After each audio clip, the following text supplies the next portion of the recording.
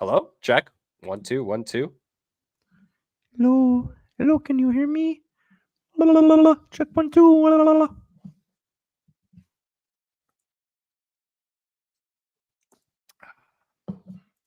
All right. I think we're good. Yo, what is up? We're live.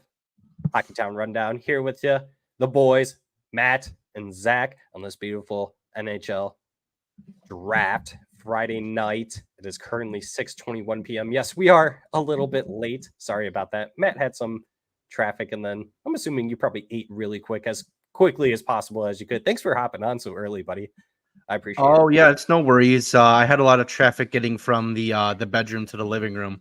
I caught a big traffic jam there. So yeah, thankfully I could get on the expressway and get over here. Well, once again, I definitely do appreciate it. Yeah, that sounds like some heavy duty traffic. Bro, I'm getting over some sickness. Yes, I was down with the sickness coming back from San Diego. I actually did leave a little bit early than expected. And I'm kind of glad that I did because once I got back, I mean, it hit me pretty well. You might still be able to hear my voice, but Matt, it was bad for the last 2 days. So I'm still trying to recover, I but bet. feeling a lot better today. But really Yeah. excited. We're going to get into some stuff. So, Matt, why don't we fill the air? We do have Nick from Hockeytown West podcast joining us, and then Carlo will be joining us a little bit later too today. I think he got really confused about what time the draft started at and how long he could be on for, but we'll get it all taken care of, Matt. And so, why don't we talk about some stuff that's happened since the last time you guys covered the last episode, right? And thank you for doing that with me being out.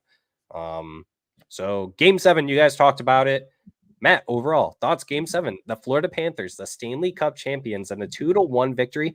Matt, personally, to me, really, that was probably one of the better games I think I've ever seen for like a final game for the Stanley Cup playoff finals, regardless if it was a game 7 or not. I think that was probably one of the better games I've ever seen. Your thoughts on it? Yeah, I think honestly, just given the way the entire series went down, I gotta be honest with you, man. Like with my wallet, I was definitely behind the Edmonton Oilers. I bet on them. I thought there's no way that the Panthers are gonna lose three in a row. They looked just completely dead in Game 6, just completely flattened. And I was totally wrong. They came back and they had one of their best games of their playoffs, to be honest. And it just so happened to be the Game 7 for all the marbles. So yeah, that was just an absolutely defensive masterclass. Like they were all in on playing defense. Like that was clearly the problem. They got away from their forward checking and their defensive game, and they decided, you know what, we can't screw around anymore. It's Game 7. It's if we blow it, this is the biggest choke job, not only in the NHL but the history of organized sports in general. And they didn't let it happen. And I got to be honest with you, man. I think this is going to go down as an all-time Stanley Cup final. I mean, you really can't write it any better than this. Like it's the old cliche. If you put the script into Hollywood, they tell you to burn it and tell you to go screw yourself. So yeah, it was absolutely a Stanley Cup for the ages. Really wish it didn't go down the way it did because now here we are 4 days later and it's the draft, and then on Monday will be free agency. So super duper condensed. That's why we have a lot to cover. It's been just very compact and very, very chaotic and hectic. No thanks to Mike Greer and Steve Eiserman. Thanks, guys. But yeah, there is definitely a lot to cover for sure. Yeah, Matt, I can't. Everything you said. I mean, I don't know what else I can say about that game. I would agree with you, though. I think that probably will go down as probably one of the best, probably one of the better game 7s. But like you said, like I said, I think that was probably one of the better games that we could have asked for to finish out the NHL season, Stanley Cup Finals, all of the above. Right? I thought that was it. Won me $730 something bucks. I don't know how, Yeah. but dude, I was clinching so hard throughout the whole entire game. I Oh placed my it as god. soon as Florida scored, then Edmonton scored right after. I was like, oh my God, I just screwed myself right there. But that's the most I've ever won. That's probably the most I'll ever win. I'm probably more than likely Probably. never going to do that again. But I'm very thankful that I won that bet. So thank you, Florida Panthers, for helping me cash in. I really do appreciate it. Matt, are you upset at all by the fact that Ken Holland did not win another Stanley Cup before moving on from being the general manager of the Edmonton Oilers, who your girlfriend broke the news, by the way? She is the insider that broke that news. Yeah, we have to thank Madison for that. Am I upset that Ken Holland didn't win another cup?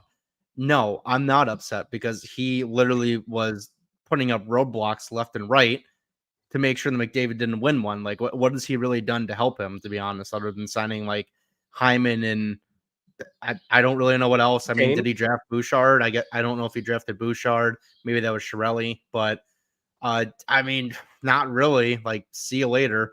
The biggest roadblock he actually did, ironically, was signing Corey Perry, and the curse lived on. So thanks a lot for that. Maybe if he never signed Corey Perry, they would be lifting the cup right now and have been over a lot sooner. So who really knows? But yeah, no, there's not too much that I really want to say to Ken Holland. Just at this point, just retire, stay away from hockey. Like, just don't ruin another team, please. Although it's rumored he's going to the Blackhawks, so if he's going there, you can by all means ruin that team, trade Bedard for a bag of pucks, and then you can retire. I can't imagine he's going there to be the general manager. They're not finished with Kyle Davidson, right? They can't be. It's only been 2 years. This is rumor season, man. I mean, there's just so much coming out of the woodwork. It's so hard to believe what's going on. So Yeah, I don't really know what capacity that would even be in. I don't think it would even make sense for the Hawks to bring him in any role, to be completely honest. I mean, the guy's like, he's like my dad's age, and my dad is still working. He's almost going to retire. So it's like, just retire, man. Like, you've done enough. He's a Hall of Famer. He's a future Hall of Famer. Like, just retire, please. something about that generation. They'll never retire, man. They got to have something to No. do. Can't always just play golf, right? But Well, sure you can. I'm sure it's going to I don't be see why not. something with head hockey operations, some sort, right? Or maybe just like an advisor of some sort. I don't know. Just hired to pick his brain and just kind of be a consultant. Like, I think you should go this route. You should go that route. But who knows? Yeah, I'm okay with him not winning another Stanley Cup. Right there with you, Matt. He really didn't construct the team as I think he probably could have done better with. Right? Probably should have done a little bit better. For sure should He's have done better. Yes. that Darnell Nurse contract. I think he did draft Bouchard. That was the same year as Sider, I believe. So Yeah. then he got Hyman, he got Kane, was able to get Ryan Nugent Hopkins on a somewhat good deal. So I was very surprised at that. He was able to keep Connor McDavid and Leon Draisaitl, not requesting a trade. So he did a good job at that. But that's actually pretty much the bare minimum he had to do. Yeah. So I guess at least he did that. Yeah, exactly. So he did pretty much what he needed to do to keep afloat. And so you couldn't have asked. Well, you should have asked for more. They definitely should have. But without Corey Perry, maybe they didn't make it that far because he was really good at making that far. He just had a problem with not getting the cup afterwards. So, well, that's just what happens. Any team that wants to make the Stanley Cup Finals, they should sign Corey Perry, and immediately when they get there, just scratch him the entire time. Or if that's not good enough, maybe you just have to waive him, because I don't really know what you have to do. But that's the equation, I guess. Hey, if the Red Wings aren't looking to win a cup anytime soon, it'd be really nice to get to the finals again. So maybe Corey Perry in the offseason. He is a free agent. Let's not roll it out. So go get Corey Perry and Philip Zadina now that the Sharks aren't sending him a qualifying offer. Reclamation project? Sure. I mean, run it back. Why not? On a $775,000 contract? Why not? I'm okay with it. Yeah, bottom. Hopefully you didn't get rid of your jersey yet. I still got it, honestly. I really do. I'm thinking about getting it unstitched and restitched with a different name and jersey on it. I don't know. We'll see. Probably. Let's go ahead and talk about someone else. Let's talk about Alex Morello, your other favorite guy, who has terminated his rights to reactivate the Arizona Coyotes franchise. The NHL confirms that his exclusive 5-year window to bring the team back is now void. NHL will be open to any new prospective owner interested in the Arizona market. Okay. Do you think that there's going to be anyone actually interested in bringing a team into Arizona, or do you think it would be somewhere else if they wanted the exclusive right to getting a franchise? It's honestly hard to say with the way this arena vote's gone. I mean, how many times has it gone to vote and it just hasn't been approved? I mean, I really think eventually maybe someone will try again. I think just like the entire Arizona government or Tempe government or whatever it is, I think they were just done with Morello. he was really on their bad side. It's no question how terrible he was at running a franchise. I'm now open to Arizona getting another team, as long as he's not the owner, and it sounds like he's going to be far away from it now. So I'm totally down with it, but it's really hard to say who's going to step in. I mean, I don't really. I know there's always super filthy rich people always looking to get a team.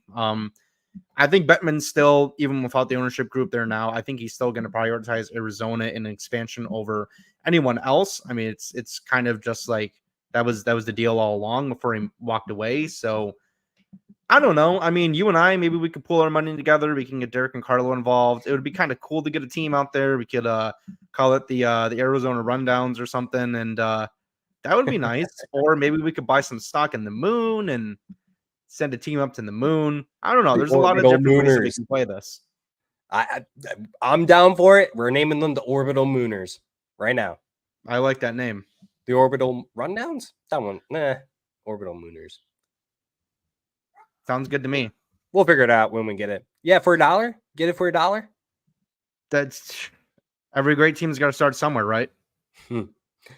Every little bit helps. All right, Matt. Yeah, I think that's pretty interesting. Honestly, a lot quicker than I thought it was actually going to happen. I thought maybe he would bite the bullet within a year, but within a year or two. But this seems like it's like within a month. Jesus, what's up with that guy? Matt, let's go ahead and talk about some Red Wings news, right? And so just kind of fill in the air. Why? What happened? Well, apparently a lot, because Twitter keeps on freaking out about it and every other social media platform. So let's talk about the first trade, right? So the Detroit Red Wings traded defenseman Andrew Gibson in exchange for a 2024 second-round pick, which was the Tampa Bay Lightning pick, and acquired forward Jesse Kiskinen, I believe is how you pronounce it, from the Nashville Predators. So you got a forward who's a former third-round pick, plays in the Liga, decent player. He's going to turn 19 here. He was drafted last year, I believe. And you got a second-round pick out of that for Andrew Gibson, who was a former second-round pick in last year's draft and performed better than probably what a lot of people thought he was going to do. And this is a player that and I was kind of right there with you. I wish he would have stayed within the prospect pool. Can't have too many right-handed defensemen, right? Because we do have a plethora of defensemen in our prospect pool, primarily on the left-handed side. I was okay with the trade because I did say more than likely there probably wasn't going to be room for him to make the Red Wings roster. But I do think he's going to be a great player down the road. And it's unfortunate that's not going to be with the Detroit Red Wings. So what do you think about the trade overall, Matt? I mean, it's really hard to say because I really don't know too much about this Kieskinen kid. I haven't really had time to look at him yet just because there's so much that's been going on these last couple of days. But, I am I don't know if I'm like sad that they moved on from Gibson. I don't know if it was like ever a guarantee that he was going to be anything at the NHL level, although it did like he was kind of trending in the right direction and it was pretty positive of his development. So I don't know. It's hard to say what I think about this. I definitely am never really comfortable moving on from a right D prospect just because there's really not that many, and they're like talented ones are pretty hard to come by. I think we're going to see pretty soon in this draft just how many go in the first round before the Red Wings even get to pick. So, I don't know. Well, I guess we'll see. Kieskinen sounds like he's a big Red Wings fan. I mean, I saw that he kind of looks up to Lucas Raymond in that draft interview. I did see that clip. So that's pretty cool. It seems like it actually is a really good fit to have him over here. So I'm excited to see him. Will he ever turn into anything at the NHL level? Who really knows? But he is a winger, and we need more winger prospects. So that's definitely a positive. Yeah, I think it's a good outcome for both teams personally. Yeah, I really do too. I mean, we thought it was going to be a really good positive for us. However you want to look at it, it kind of was. It kind of wasn't, because we then used that second round pick, not even 10 minutes later, attached to defenseman Jake Wallman, and traded him to the San Jose Sharks for nothing. future considerations.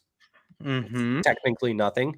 But a lot of people, Matt, seem to think there's a lot more to this than what it actually seems. We talked about it in our group chat. We're not going to go too deep into it, but you could say whatever you want. But for me, like, I really don't think that there's too much into this. I think it's pretty black and white. Steve just wanted it to be as quick and painless as possible. He's like, I'm just willing to give you this second to take on the $3.4 million a cap this season and next season. Will you do it? They were shocked by it and they just said yes. That's what I think is happening. I don't think that there's anything more to it. That's kind of my thought on it. So I don't know if you want to give your piece on what you think of it, but it's confusing. I'm all right with it, though. I really wasn't the biggest Jake Wallman guy. I liked his play. I loved the gritty.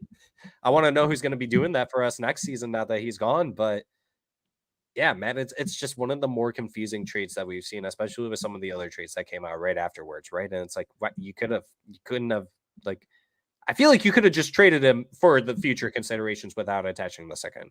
So what do you think overall, if you want to say anything on it? Yeah, so I mean, I'm just gonna start with my initial thoughts, and then I'll big brain it a little bit later on. But yeah, I'm kind of with you. It definitely seems like people. I don't know if I want to say they're overreacting because everyone is entitled to their own opinion. Everyone has different players who are their favorites over what you would have, and that's totally fine. I totally get it. I can understand why Wallman is a fan favorite. It's no secret he loved playing in Detroit. I think it was, what was it, just like a year ago or maybe even less than a year ago, he was in an interview saying that he wants to be a wing for life. I guess that's tough now because now you're on the worst team in the league. Sorry about that, buddy. But yeah, I did like Wallman. I don't know. It's kind of weird because Wallman, like, I don't think he was a good player. I actually don't think he was very good. Yeah, 1 second, man. Yeah, and let's set the record straight. Amazing human being. We loved him as a human. Right. Fantastic personality. Yes. So yeah. Sorry, Matt. Continue. And sounds like, from all accounts, a fantastic teammate too. Like, everybody in that locker room absolutely loved the guy. I think he was probably, like, his vibes per 60 are probably one of the highest in that locker room. If anyone puts stock in that stat, I mean, I guess there's something there. But greatest stat. Yeah, I mean, yeah, it definitely is. Yeah, I did really like him, like his style and everything. I don't know if he is like the best player on the team. Well, he's definitely not the best player, but I think where the Red Wings are right now, it's much different than it was when we traded for him 2 years ago. They really need an injection of talent on that blue line. I mean, that was one of their biggest setbacks this past season, was just the lack of, let's call it, cohesion on the blue line, the lack of talent, whatever you want to point to. I think it would be insane to run back the blue line looking the exact same way it did last year, this next year. It's just, we just can't do that. And, once Yzerman has started changing the blue line, people can't all of a sudden freak out and not be happy about it. It just has to happen. The one thing I am sad about, if it was just Wallman for future considerations, I can stomach that, but throwing in a second round pick, I don't even care if you didn't have it 30 minutes ago and you just threw it in. That's a pick you could have used in another trade. So I don't really understand why that needs to be thrown in. And literally, they're not getting, at the time of the trade, they got nothing back. Like, future considerations doesn't mean nothing. It could turn into something, but yeah, it's a very confusing move. With a lot of Yzerman's moves, you have to kind of wait and see and let the other shoe drop, so to speak. So who really knows what's going to happen? That's going to segue me actually into my big brain moment. Yeah, so the Sharks traded up with the Buffalo Sabres. They got the 11th pick and gave up a second round pick and their 14th overall pick to the Buffalo Sabres. Now, hear me out here. We just traded them Wallman and a second. We're currently sitting 15, 4 spots back. How likely is it that there's going to be someone sitting there at pick 9, 10, 11, whatever it is, that's number 1 on the Red Wings draft boards, and they say, hey, you know what? We just did a trade with San Jose 3 days ago. I wonder what those future considerations are. Oh, you're going to get the first call if we want to move this pick. So how about they just throw in a prospect or their second pick this year and they move up. Who really knows? That's what I think. That's what I think is going to happen. I guess I'm going to be proven wrong or right here in a couple hours, probably. But yeah, that's what I think is going to happen. I could look like a complete donkey in a couple hours from now, but I'm just going to throw that out there. But yeah, who really knows? I think it's just a weird trade, and we have to just kind of wait and see how it unfolds. What it primarily was for was cap space, and how Correct. else he's going to use that cap space, we will find out. We probably might find out July 1st. There's a lot of rumors going around. Red Wings are rumored in every single player. If we listed them right now, we would have enough airtime to get to the 15 pick and not even stream anything. That's how many players it is. But yeah, it's definitely going to be interesting what's happening here in the next few days, maybe even the next couple of hours. Yeah, I don't know who needs to hear this, but I don't think it's really a secret that general managers talk to players' agents before July 1st to see if players are available. That's why you see contracts of players coming through that aren't with that team like as soon as free agency period opens, right? And so I wonder, and this is just me speculating. We're just gonna kind of carry on the conversation a little bit. What if there was a situation, Matt? Because now you're seeing Patrick Kane could be rumored to us, the Rangers, the Knights.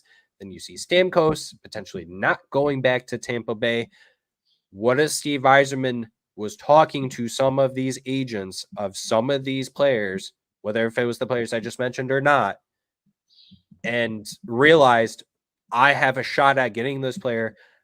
Let me try and move cap as quickly as possible and not have to deal with a conversation, like have to wait anymore. Right now, it's just like, I'm okay Mhm. with trading this player to get a second while getting another prospect back. Then you just move that pick so that way you don't have to have that conversation. Why are you doing this? Blah, blah, blah, blah, blah. Like, what, you know Yeah. what I'm saying? So maybe it was something like that, but like you said, first and foremost, it was all about cap for this year and for next year. Whatever Steve Eisman was wanting to do, he clearly wanted enough cap for not only this season, but for next season as well. And unfortunately, did not see Jake Wallman as a fit because Matt, we talked about it a couple of times during this off season already. I mean, you have Simon Edvinsson and Albert Johansson that you're trying to move up. So moving Jake Wallman for them, it was a blessing in disguise for those two players, honestly. So I think Edvinsson and Albert Johansson should be thanking Iserman for doing something like that. But it's very unfortunate how it worked out because I thought Jake Wallman could have been here throughout the rest of his contract. But yeah, just Mhm. overall shocking. I know a lot of fans aren't very happy with him. They're still very confused, but Well, you know what? Look at it this way. There's a reason they call them fan favorites, is because the fans like them. Management is excluded from that. Like, obviously, yeah, correct. they want the best for the team, but they don't think like fans. They think like GMs and executives, and they think more strategically.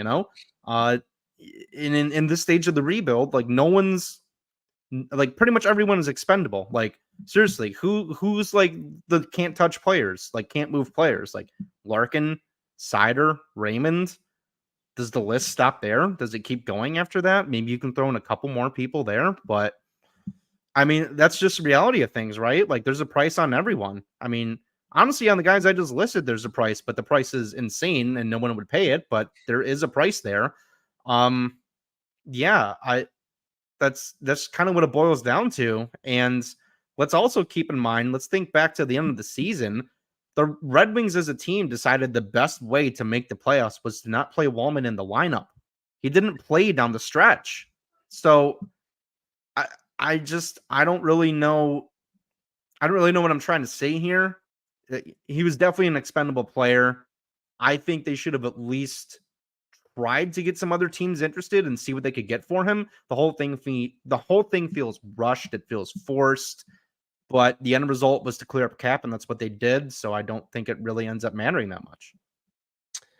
Yeah, there was a interesting stat. And I don't have that off the top of my head, and I can't really tell you or there's probably no way for me to find it. I'd have to spend a little bit more time to find it, but there, out of a lot of the games that he missed, Matt, they won majority of them.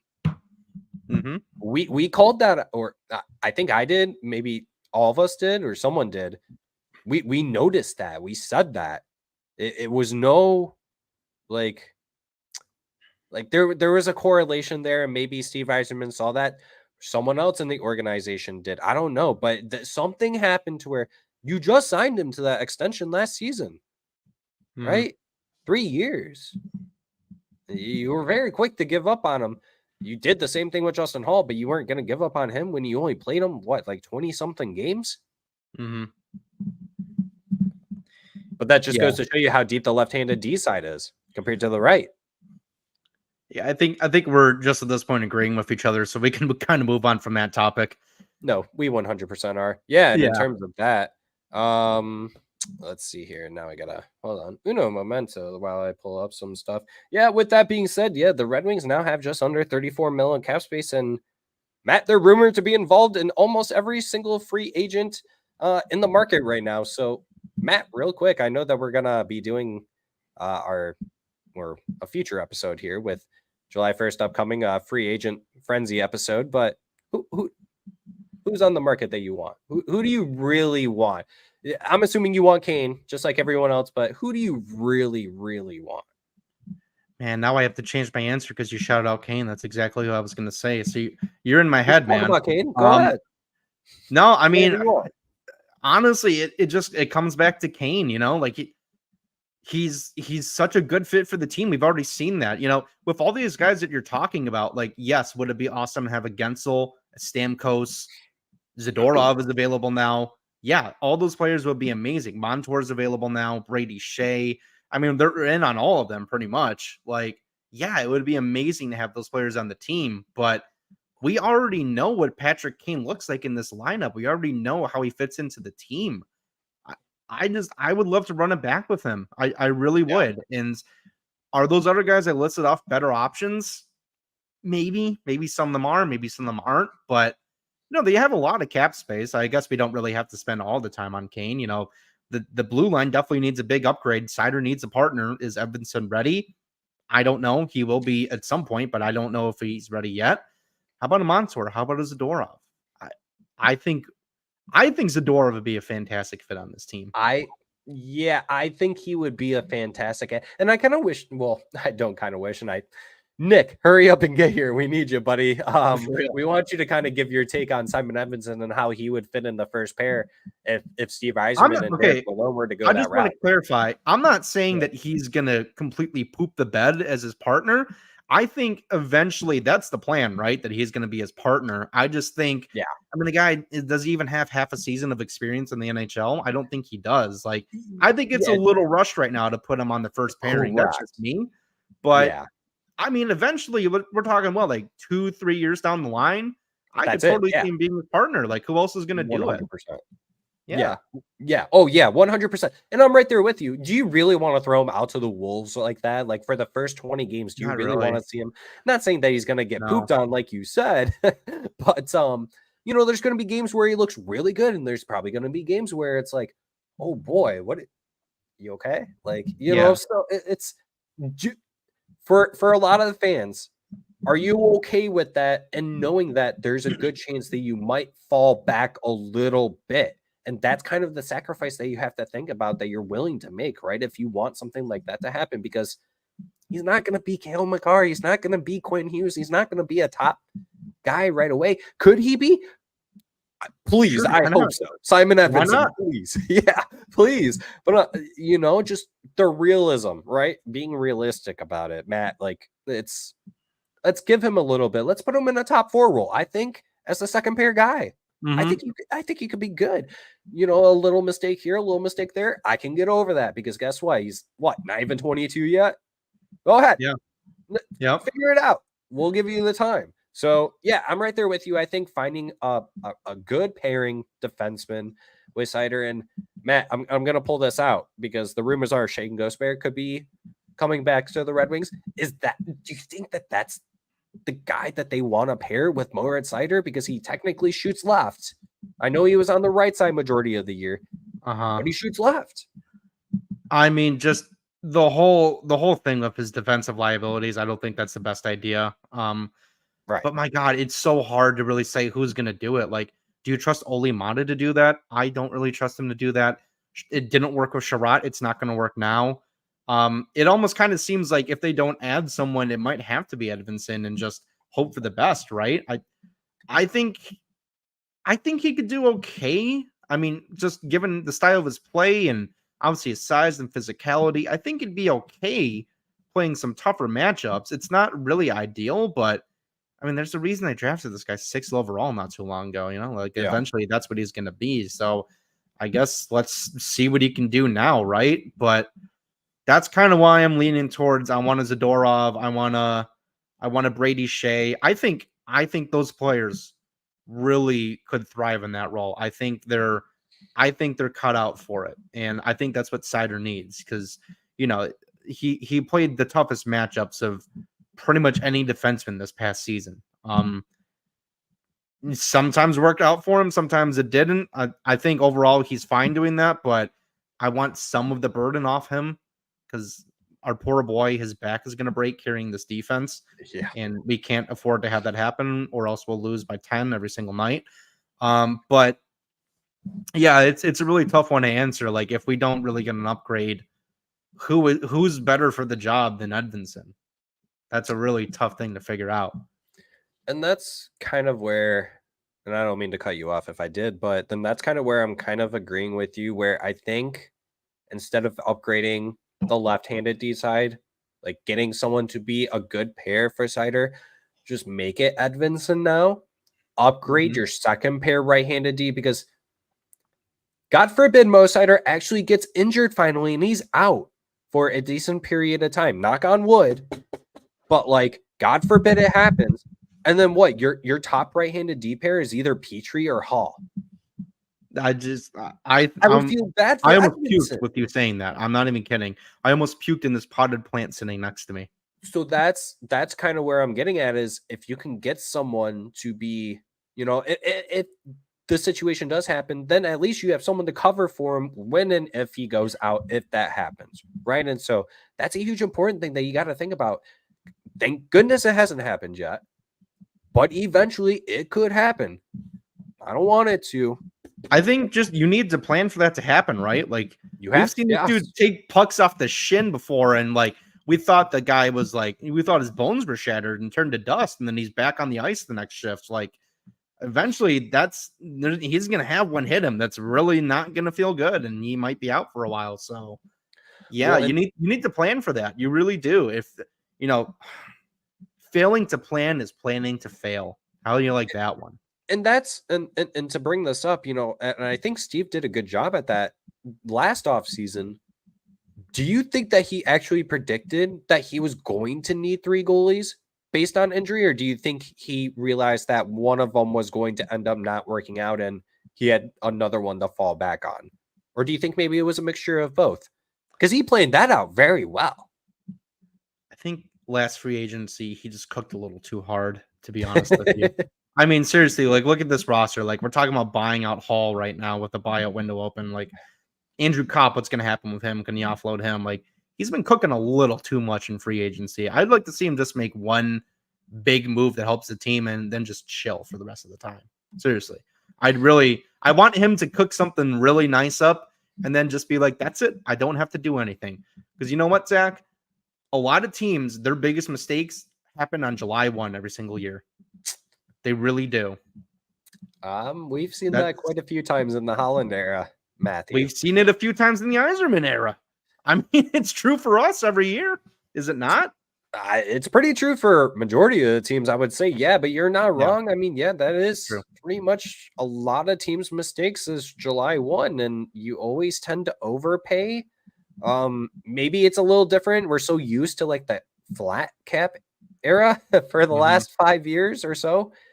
So maybe it's a little different, but I have a strange feeling that this July 1st will be the same as the I don't know what year was the one with like the Bacchus and whoever we signed. I think you're thinking of 2017 or 16, There, somewhere there was around that. yeah, the Franz Yeah. Nielsen year, all Yeah. those players. It's going to be something similar to that, where teams are going to overpay, they're going to overterm these players, and by their third year, they're just not going to be good.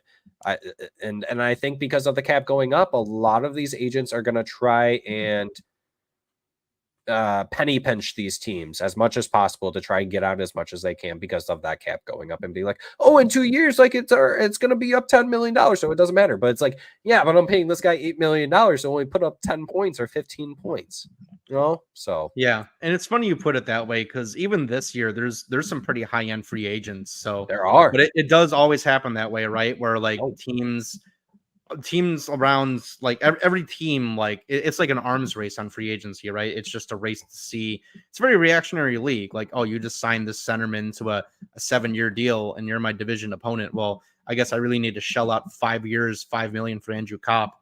Oh man, this Atlantic Division team just got a really good defenseman. Better give Sherratt nearly $5 million for 4 years. It happens all the time, right? It's like panic moves. And you have guys taken that you thought you'd be able to sign. Maybe you're having good conversations with them, and all of a sudden they flip, go to a different team. They're like, well, shoot, like I got caught with my pants down. I got to find another option and quick, because I got to do something to upgrade the team. It happens every single year.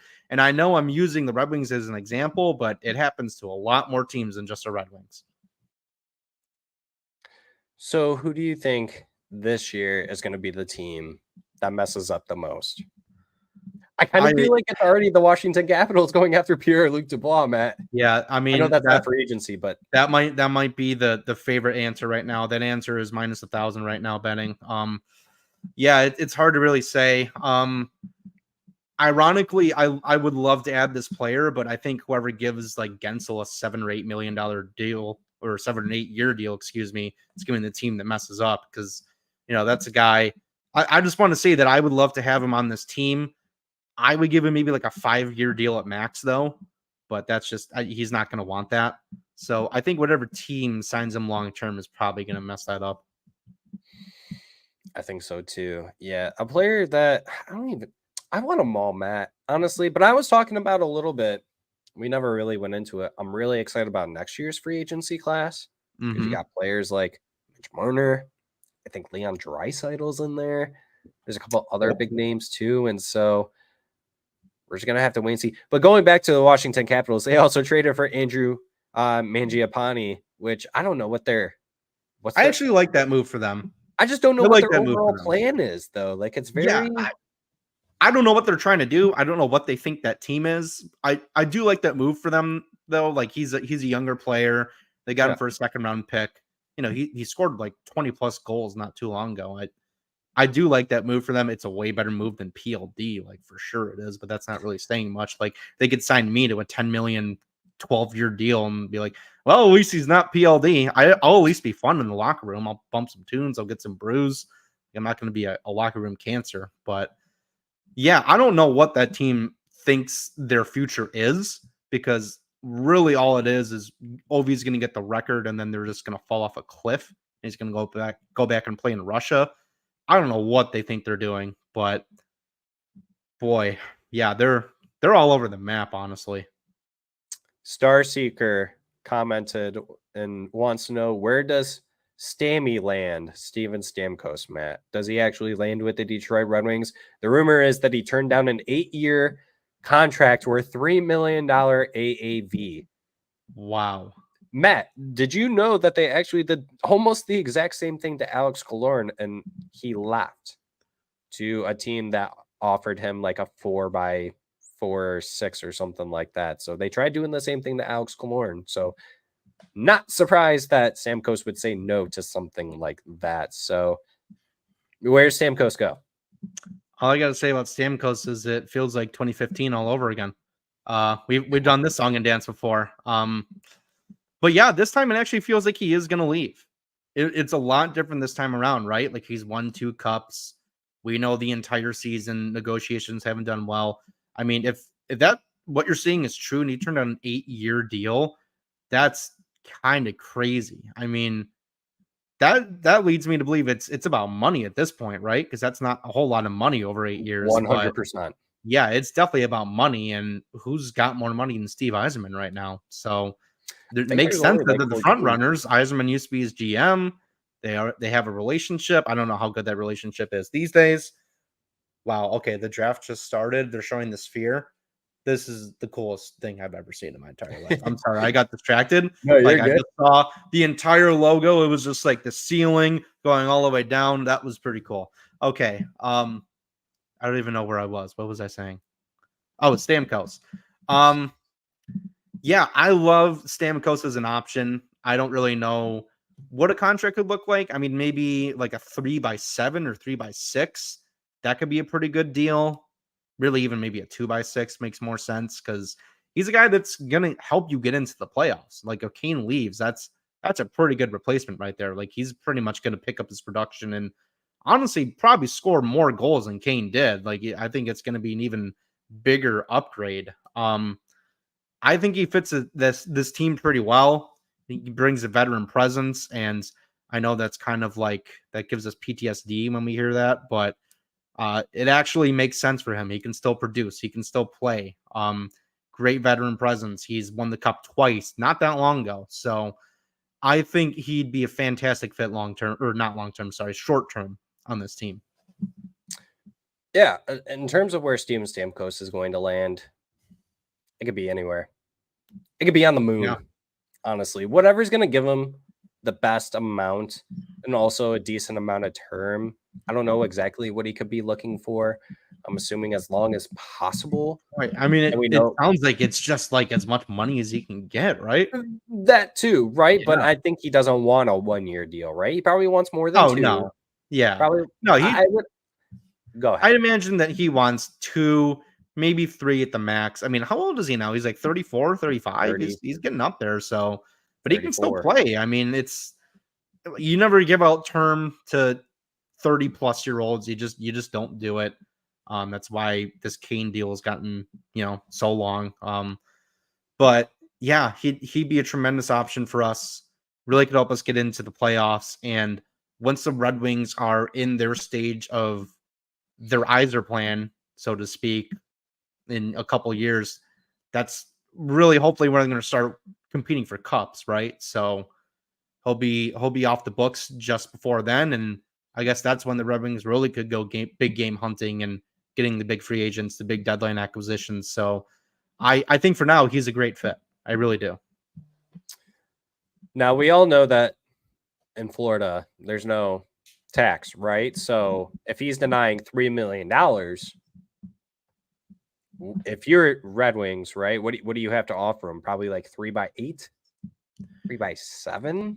Yeah, I mean, I was thinking probably 3x7, 3x6.5, something along those lines. I'm It's no doable for the Red Wings. mathematician or anything like that, so I'm not exactly sure what that number comes down to. But you got to be over definitely what Tampa Bay is offering. I can't imagine that there's any team that's going to be willing to offer more than $8 million, Matt. There's just no freaking way, right? I mean, like you Yeah. said, with that age, well over 30, he's mid 30s at this point. But Yeah. 40-point guy still, or 40 goal scorer guy still. So, yeah, in terms of, can he put up the same amount as Kane? I don't know. Maybe. What I would more, really like honestly. is for both of them to be on the same team, hence the Detroit Red Wings. That would be really sick. Yep. And I think if you can land one or the other first, I think the other one comes if you have the cap for it. And kind of transitioning into the next topic. I'm gonna say Steven Stamkos lands with us. I think it's possible. And transitioning into this next topic, I think now as more and more time goes on, Lucas Raymond and Moritz Seider are going to sign not bridge deals, but they're gonna not sign 8 or 7 year deals. I think that's pretty written in stone now, Matt. I think if the deals haven't been done by now, that's probably what's going to happen, right? Those always take a Correct. little longer. So, yeah, I'm starting to think that's what's going to happen too. Like when Larkin took his bridge deal, that was a big deal. I think it's just I would rather not do it. I'd rather sign him long term now. I'm sure Right. Eisman would like to do that too, but that's where this is going, I think. Yeah, and you got to think about it. Like before even Jake Wallman, and you freed up the $3.4 million. The Red Wings, like a lot of people are saying, oh, Lucas Raymond could get 8 million. Then you look at Moritz Seider, he can get anywhere between 8 and 9 million. So let's say on the low ends, let's call it like $15 million between the two, maybe even 16. Let's call it 16, right? Before the Jake Wallman deal, the Red Wings had just under $31 million. That's more than half of what you had. So if you would have signed them both to those, you only had 15 to 16 million dollars that you could have used in free agency. Not saying that you should go out there and spend all your money, but you have a lot of players that you have to re-sign. Joe Veleno, Jonathan Berggren, David Perron if you want to bring him back, Christian Fisher, Ghost Bear. So you had to make space somewhere, and that, if you can get Moritz Seider and Lucas Raymond on shorter term, cheaper deals now and pay them later, then that's the way you got to do it if you want to be competitive right now. Because if you start paying them right now that huge amount of dollar, I feel like you're just going to be stuck in this spot, right? Because you look at these teams who have paid their players, their young players, a lot very early, Matt. Like Minnesota, they're always stuck in the middle. Yeah. Well, the good thing about most of those players you just listed off is they're going to come extremely cheap and not very long term, with the exception of Gostis Bear. So, they just got to figure out their big guys, and just I really wish it was done earlier so everything could fall into place. But whatever, this is just the way it is. This is where we are. It's the situation at hand. And we could be totally wrong. Have to work backwards with it, but I mean that's kind of on him partially. So I can't really be too upset about that. But yeah, I think it'll get figured out. I don't know. I think we're kind of forgetting the fact that we have these young guys down in Grand Rapids that are knocking on the door, and now they're finally going to get a chance, right? And they're still on entry level contracts, so they're going to come in cheap. You could probably just do that over overpaying for a free agent, a depth forward. I'd rather have that. So that's just where I am with that. Looks like the draft is about to finally kick underway here, buddy. Now that is I see Celebrini fresh in his suit. Yeah, I think you might be a little ahead of me. I'm kind of not on the cheating. Cheating? So to say. Yeah. Someone call the FBI. No. This whole draft order is very interesting. They have some guys pretty high and some guys pretty low. I was hearing some pretty interesting stuff that don't be surprised if Caden Lindstrom goes like number 3 or something. Hey, they got Lindstrom ranked 5 right now. Like this is all just based on best available. It's not position. Yeah, and this is Megan's best available. This isn't like, who even is this Megan? Yeah, I like how they just say the first name and not. Well, I can't hear anything because you're not supposed to play the audio, obviously, when you go live because you don't. Right, I've got it muted too. Beckett Seneca at 11. That's interesting. That is low. I think should we do some hot predictions for the draft? I mean, we've only got so much time left to do it, right? Let's kind of do a quick let's rapid fire quick mock draft.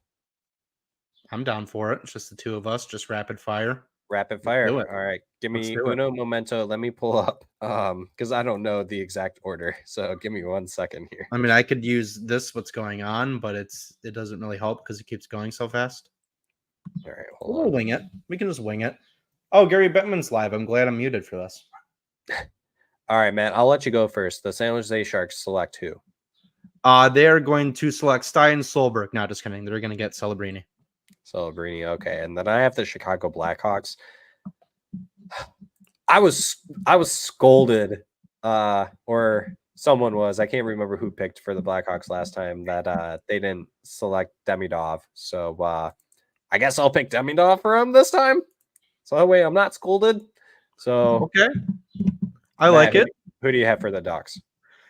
Oh boy, you know what? There's been a lot of smoke I've seen recently about this. This might be insane, but I'm going Zeev Buium. I've seen a lot of smoke that could be the pick for the Ducks. And it wouldn't surprise me. The Ducks recently, they've kind of just they've kind of proved that they don't really care what the consensus is. Whoever everyone thinks the best player is, they're just going to do what they want to do. And me personally, I think he's one of the best defensemen in this entire draft. I think he is the best defenseman in this draft. I'm just going to say it right now. And Carlo has joined us. What up, party people? How y'all doing? What's Hey, going Carlo. on? We're doing a quick rapid fire of a mock draft. So you're on the clock for the Columbus Blue Jackets, Macklin Celebrini for the San Jose Sharks, Demidov to the Blackhawks, and Bouillon to the Ducks. So who do you have for the Columbus Blue Jackets? This doesn't actually happen, right? This is just like we're just rapid firing. I'm gonna go without looking at anything. I'm gonna go Seneke. Wow. Okay. I'm not looking at anything. I'm throwing up the draft or the stream right now. This is totally how it's going to go. I think San Jose is on the clock right now. It looks like they are. Yep. Yeah. San Jose is officially on the clock. So wow, they only get. Did Bendon get booed? Oh, he's getting booed right now. Heavy. Oh, I haven't muted. The sphere is so cool. It's so cool. I guess I could play like just very quiet. All right, I'm going to pick for the Montreal Canadiens. They're going to go with that MSU player that you didn't know played at MSU, Matt. Did not. Now let's just be fair that I haven't really looked at Lev Shunov because the Red Wings have no hope of getting him. So I just didn't really know. Didn't you also think that he was Russian? He is Russian, isn't he? I don't think he's Russian. Is he not Russian? No. Okay. I don't know what to believe now anymore. Is it my turn? Who's Utah selecting, Matt? Utah is selecting. God, this thing is nuts. I don't even know who we have available. This is so messy. They're gonna take Berkeley Catton. All right, let's do this here. Just to make it easy. These rankings are official, by the way. These rankings are official. Oh, there we go. Perfect. Okay. Yeah. Oh, you know what? Okay, now that I can see what's going on here, I am going to rescind my pick. I can do that because it's a mock draft. They're going to go Salayev. All right. Yeah, they could use defense, right? So, all right, Carlo, you get to pick your second favorite team, the Sens. The Sens? Yep. Jonathan Ericsson? The Sens are going to take Berkeley Catton. Yeah. Beautiful. I probably Barky Kitty. I probably would have. I'm surprised that they would. If this is Barky the way to tell Carlo. If What'd I'm you say, Seattle, Zach? I am very happy that they did not take Zane Parak. Because they need right-handed defenseman help, dude. Like, really badly. Yeah, sure. I know, but Berkeley Catton's sick, dude. He is. He really is. And so if I'm Seattle, I guess I'm just gonna go. Well, Caden Lindstrom's still there? Yeah, I'll go Caden Lindstrom. Yeah, I mean, I got. I can see Seattle taking him if he goes or falls. I think he probably will. I think he's gonna go sooner than that, boys. I don't know. Everyone's spooked because of his injury history, right? Yeah. And but he's a kid, like he's young. His bones are young. Look at Jack Eichel, man. If that boy can do it, I mean, science is there. So the science is there. Okay, so I got Calgary. Yeah, you can pick for Calgary. You gonna take a Ginla? Are you guys ready for me to piss everybody off? Yeah, of course. We don't want you, son of Jerome. No, but they do really need defense. Like they need everything. They need Jesus, bro. I mean, if the GM passes on Iginla, he's not allowed back in the city. Like he probably will be attacked. All right, they're picking. Who are they going to pick? Yeah, you might be ahead of me a little bit, but please be Jonathan Ericsson.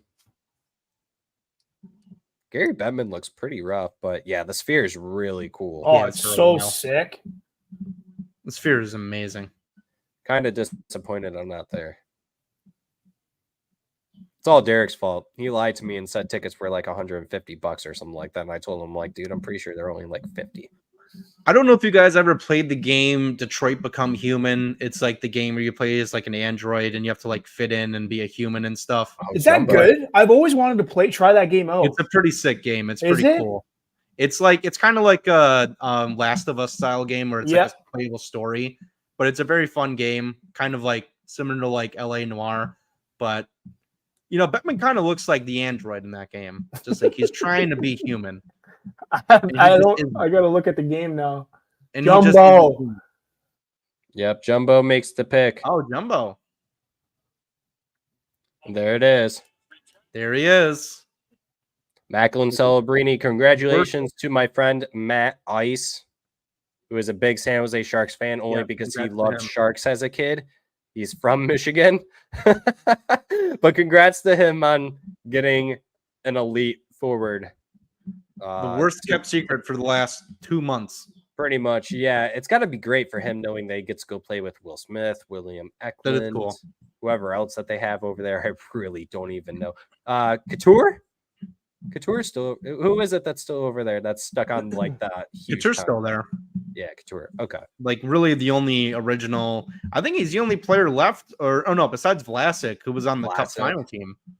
Yeah. Him and Vlasic, I think, are the only ones.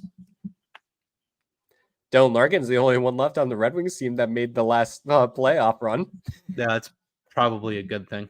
Mm-hmm. It is a very good thing. God, why am I ripping on my own team? This is horrible. Okay. Carlo, you pick for the Devils, bro. For the Devils? Ooh. Yeah, you can pick for the Devils. Ooh. You got Dickinson, Yakimchuk, Hellenius, Iginla, Cole Eiserman. Ooh, I'm taking Iginla. Gotta take Iginla. I gave you that layup. You better take that. All right, I'll pick for the Sharks. Let's see here. You mean the Red Wings when they pick up to 11? Is that what you mean? All right, here. Let's do this. God, he's so nasty. They're playing his highlights now. Oh, he's so silky. Traded for future considerations to the Detroit Red Wings. Cole Eiserman. There we go. I love it. If the Sharks don't trade this pick, they're picking Cole Eiserman, the guy who was supposed to go number 2 overall. And I think it's silly that he dropped this far, boys, just because of some people saying he didn't work on anything else and he was so focused on the goal scoring record. Yeah, I would be too. I think anyone would. It's not like the rest of his game is bad, but he really wanted to get that. So what? That was a goal that he had set. So who cares? And Celebrini's unreal, eh? Jeez. Before I gotta say something. Does it seem like there's a lot less time for teams to pick than it has before? Like they only have 3 minutes. That's awesome. Didn't it used good. to be like 7 or 8 minutes? I feel like they used to have, I feel like they had like way more time, right? I went to the one last year. I was trying to remember. I'm pretty sure it was like I thought it was like 5 minutes per pick, but I guess not. It definitely wasn't. All right, well, it sounds minutes. like that we're done doing our own mock draft, so I'm just going to delete all these, and we're just going to follow along with. Well, I mean, we could still do it. It hasn't been broken yet. I already broke it. Okay, well, Tortorella is going to take it's going to take, what's that guy's name? Green Tree. Why not? I guess we're not doing this anymore, so it doesn't matter. No, we'll just follow along with what's going on in real life. But Nick can't join until 7:30. He's running a little bit late. And that's perfect timing because that's when Carlo has to hop off. No, I'm sticking around. I'm going to stick around. I'm going to try to stick around right until the Wings pick. Oh, he's going to be on until 9 o'clock, and he's going to be like, We'll see. We'll see. I will see. We'll see. I do have to hop off at like 8. Probably 8:15, so I'm hoping that they pick by then, but we'll see what happens. All right, Carlo. I'm just curious to see how this all shakes out though, with like between picks. To be honest with you, between picks like 2 and 10, like I'm so curious to see what happens. Yeah, do you think Chicago takes Demidov here? Yes or no? Yeah. I kind of do. I just picked them for the mock draft, and I'm going against what I just said. I don't think they do. I think they go defense, dude. I was gonna say, man, like they need D, but like, can you just sit there and imagine Bedard and Demidov? That's the thing. Like, yeah, it's probably going to be Demidov. I would be so surprised. But last year we thought Adam Fantilli was going to go number 2. That's true. No, you're right. That's absolutely you're spot on, dude. So anything is possible. Literally. I mean, what is? Yeah, I think if you're looking at this, it's got to be cut dry. I think it's Demidov. You look at those defenders. I mean, they have Korchinski, so they don't need right-handed defensemen. So that's why I'm thinking Demidov. Unless there was like obviously somebody like Demidov on defense. Yeah, is that Salayev? It could be, but I'm just thinking of like the dynamic duos. Like, I don't know, man. You think about Leon and McJesus. You think about Rantanen, McKinnon.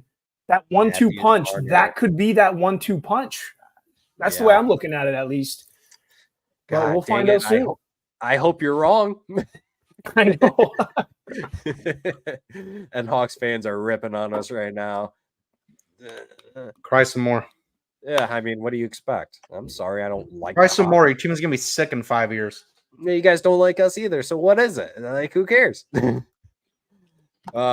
you guys have your own YouTube we channel, never got first overall. All right. When you guys have your own YouTube channel in a podcast or whatever it is, don't read the comments that people leave on your mock draft videos because you will not like what people say. Well, you know what though? It was good because you got to see perspectives. Yes. You know, from like true hardcore fans from these other teams, and it's good to see that stuff, man. Like there was a lot of scolding. Yeah, there was a lot of scolding, and I love it. I loved it. I thought it was awesome. You do get those brown nosers in there, though. They're like, "Oh, look, there's those people. Look at them." Blah blah blah blah blah. And it's like, dude, it's not that serious. Come on, we're having fun. Yeah, we're just having a good time.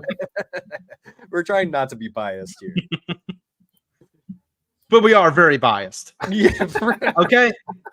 We're trying not to. Isn't it enough that we try not to? Do we really actually have to do it?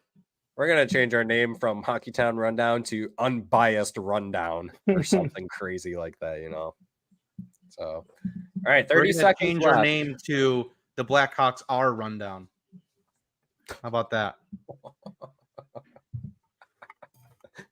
That's what Utah should name their club. Us. No, that's what Utah should name their club. The Utah Rundowns. All right, let's get to the pick here. Man, how ironic would it be if they just didn't take Demidov and those guys made that sign for nothing? Quick, read the back of the jersey. What does it say? There's no way they've thought about this long. No. Okay, well, they're up there and the clock is still running. I guess it's just going to run out.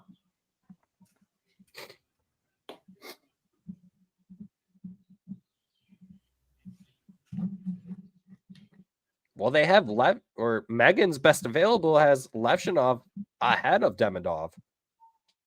Well, is Megan making the pick or is Kyle making the pick? Well, we're about to find out, boys and girls. Are they booing Bedard? I heard boos. That's so funny. You can't boo. They picked Levshinov. How do you know that? It just came up on my phone. They took Demidov? Levshinov. Did they? Yep. Chicago Blackhawks fans are dead right now. They are. Oh my god, mad, dude. I cannot believe that. I don't think that's bad though. I don't hate that. Like, but for me, it was between Demidov and Levshinov, both Russians. I think majority wanted Demidov. I mean, Carlo, we said it when Matt walked away. I mean, that's your 1-2 punch right there that you could have had. But I don't think this is a bad pick. I think there's nothing wrong with this pick. He's from Belarus. He's not Russian. Okay, correct. Sorry about that. He's not Russian. He's Russia's little brother. Whoa! Look at this coat lady or jacket lady. Whoa! Oh my god, this guy looks like he's 40 years old. What the hell? He's a What do they big feed these guys boy. in Belarus? This dude looks like, oh my God, he looks like he's been in the NHL for 15 He years. looks like he can fix a really, really big transmission. Yeah, yeah. This guy looks like you can invite him over. He'll build you a new deck, and then he'll just cook you like a mean steak on the grill. That's Open what he looks fire. like. He's an open cook. Fire. Oh yeah, this dude has definitely got a Blackstone at his house. Yeah, made out of granite that he chiseled himself. No, good for them. I mean, I think he's going to be. You can't really go wrong with that pick, dude. And that's honestly probably the smarter pick. I think going Demidov would be a little egregious, and we wouldn't blame them either way because of that 1-2 punch. But I think this is the smarter pick for sure. They're not wrong either way, but yeah, I think it makes more sense. Like, yeah, a defenseman like this highly rated, like these don't grow on trees, man. Like, for need sure. A guy like this. You gotta respect it. You gotta respect it. When we can get a guy like this, you got to do it. Now the biggest question is they have Caden Lindstrom at number 3 for Megan's Best available. For the wow, Ducks. I mean, is the Russian factor going to push him down? I wouldn't think it'd push him down at all. He seems like the consensus number 2, right?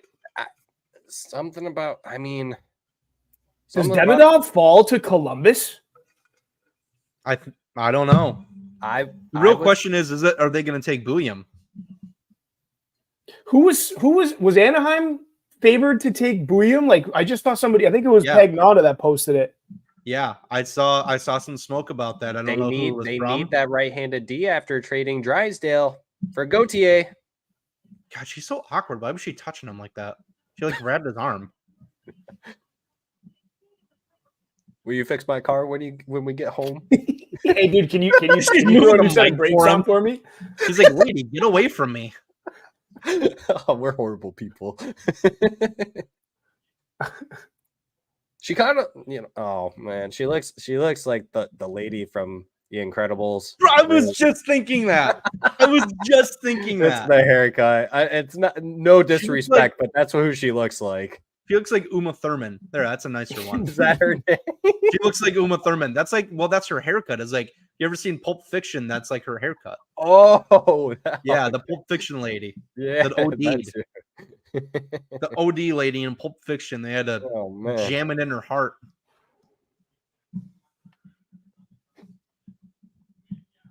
All right, so Carlo, who do you think they go? I can't imagine. I think Anaheim's going to cause absolute chaos right now. I do too. It seems like that's what they've done, right? Like Carlson last year, that was a pick out of nowhere. I mean, that wasn't even the wrong pick, too. I could see them going Levshinov now. Levshinov's been taken. He just not Levshinov, the guy above him. The guy above him. Can't do that, but I'm looking at your list. Staleyev. Oh yeah, they're going D. I think they're going D for sure. My bad. Let me update. Oh, I don't know about that. I think if they're going D, they're going Bouillon. I mean, Staleyev would be great too, but it's just there's more. I was looking at Bouillon too. To be honest, the only reason why I'm taking Staleyev if I'm Anaheim is because of his size and his weight. Right. No, I get that, and that's why I think he's going to go high. But I think they're going to value the offense more from Bouillon, and he plays defense too. He's a great defenseman. Again, I don't think there's a wrong pick here. I really don't. There definitely isn't. I kind of want to side with Matt on the Bouillon only because they're very familiar with Shai. So right, he's from the area. It kind of sounds like it was already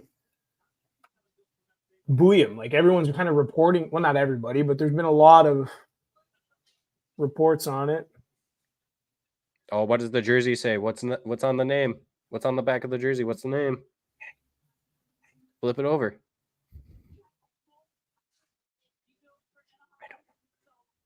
With the third pick in the NHL draft, the Anaheim Ducks select Igor Chernyshov. Oh, there's no way you're that ahead of me. No, I'm not. No. I was like, whoa. You do seem like you're like pretty ahead though.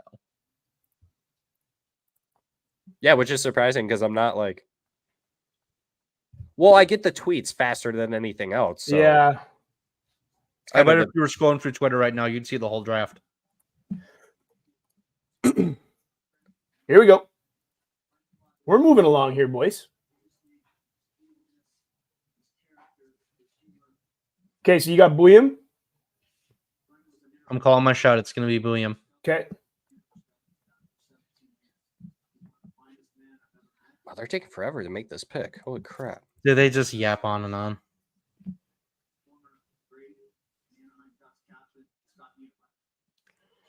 Well, Becca Seneca's good. No way. Who'd they They take? like Becca Seneca.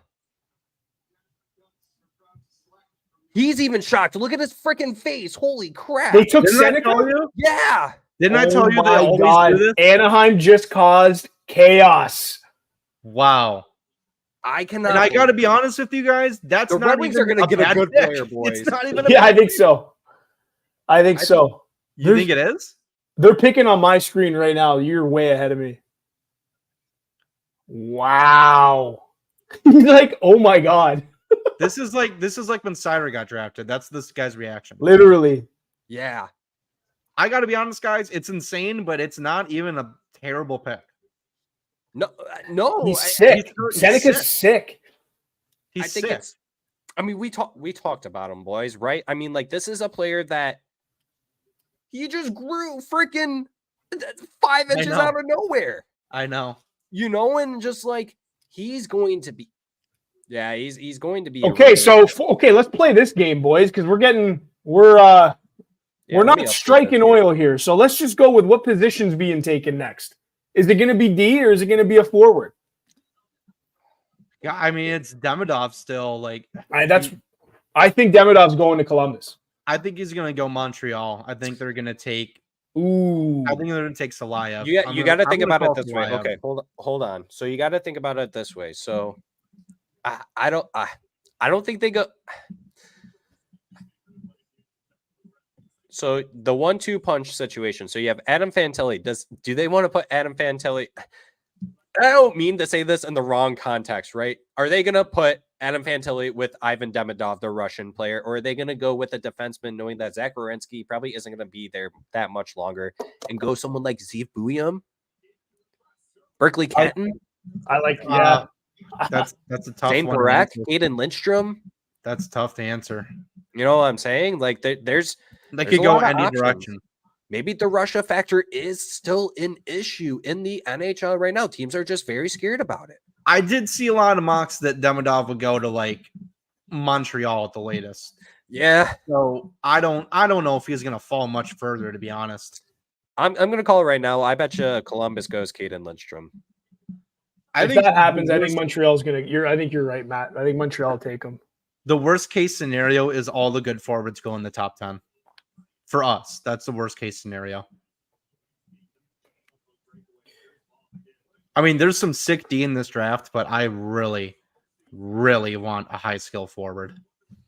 Like they need it, honestly.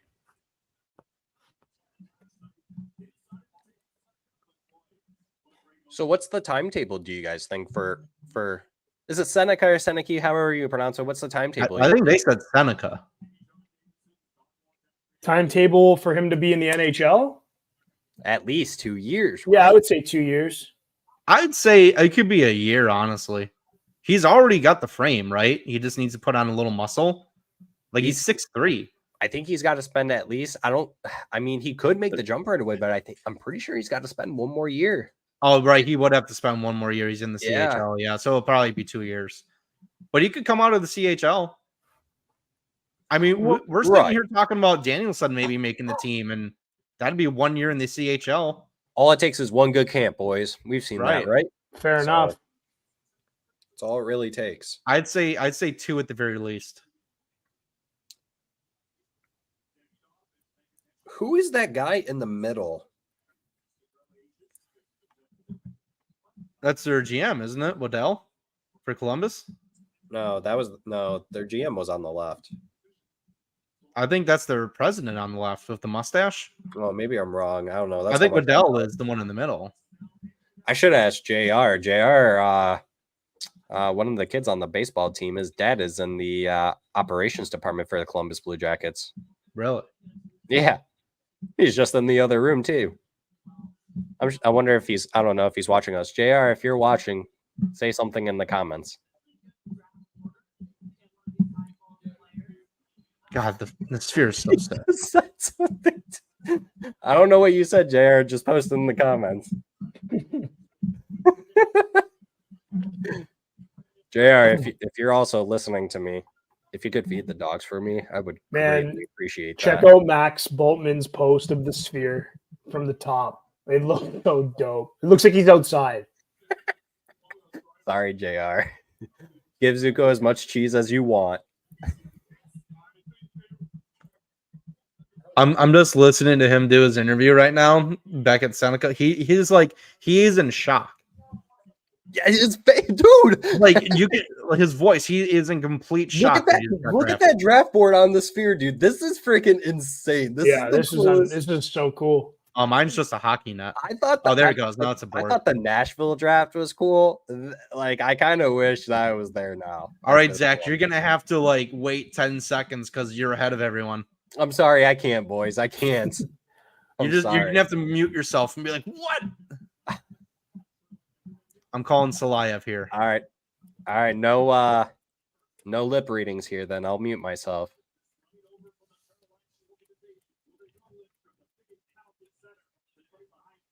Can you guys hear my Salayev's TV? a big boy. No, Matt. Okay.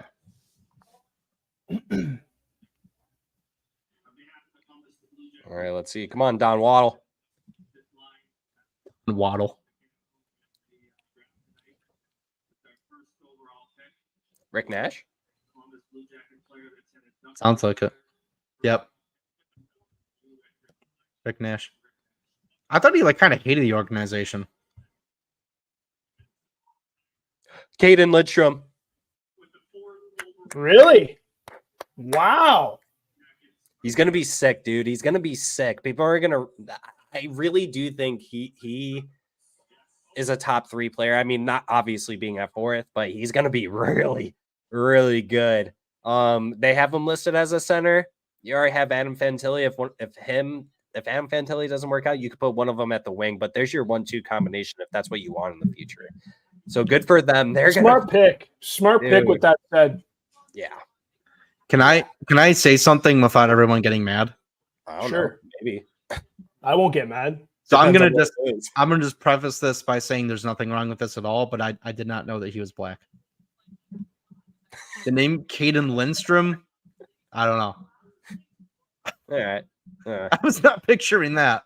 I mean, there's nothing wrong with that, but I was like, oh, I didn't know he was black. Well, I mean, I thought he was like Swedish, right? Yeah, he could be half Swedish. Could be. He's Canadian. He could be half Canadian, half Swedish. Could be. Oh, the Habs are not trading their pick. Frank Saravalli reports. Because there was rumored that it was on the table and the Flyers were interested in it. Yeah, I heard Montreal wanted something asinine, though. And I would assume so, right? I mean... Well, yeah, I mean, it's the 5th pick, right? Who do you think Detroit's going to bring out to make the pick? Philip Zadina. They're going to sign him to announce it, and then they're just going to terminate his contract. Man. Watch it. It's Patrick Kane. Oh, I have my God. Can you imagine? That's how my contract renewal. It is a 3x5. Yeah. And the Detroit Red Wings select so-and-so. That would be so cool. Franchise legend Patrick Kane. I love it. Or they bring out Steven Stamkos. I like his shoes. This is my notice of saying I'm leaving Tampa Bay to become an assistant captain for the Detroit Red Wings. We are proud to select Ivan Demidov at 15th overall.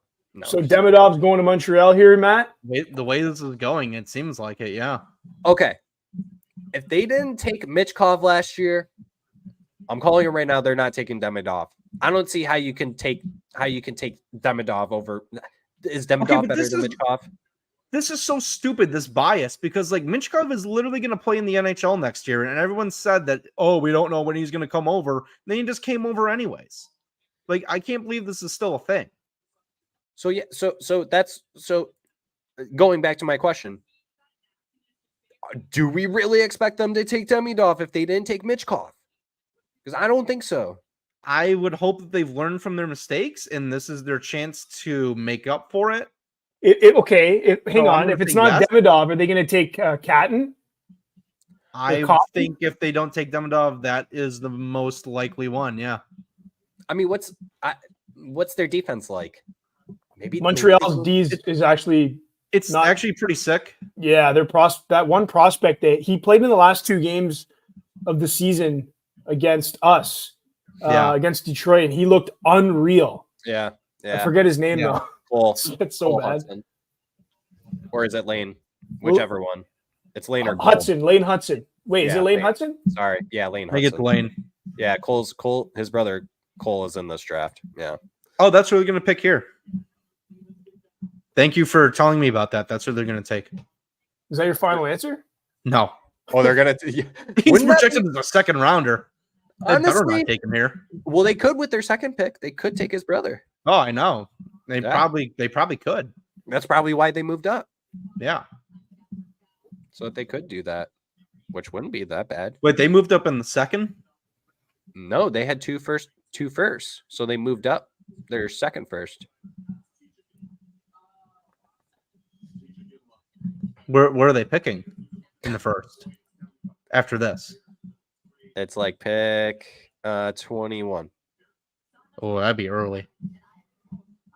I mean, on here, that's where they got them ranked. Oh my god, I really hope there's a run on defenseman because this is not looking good for the Wings if they want a high skilled forward.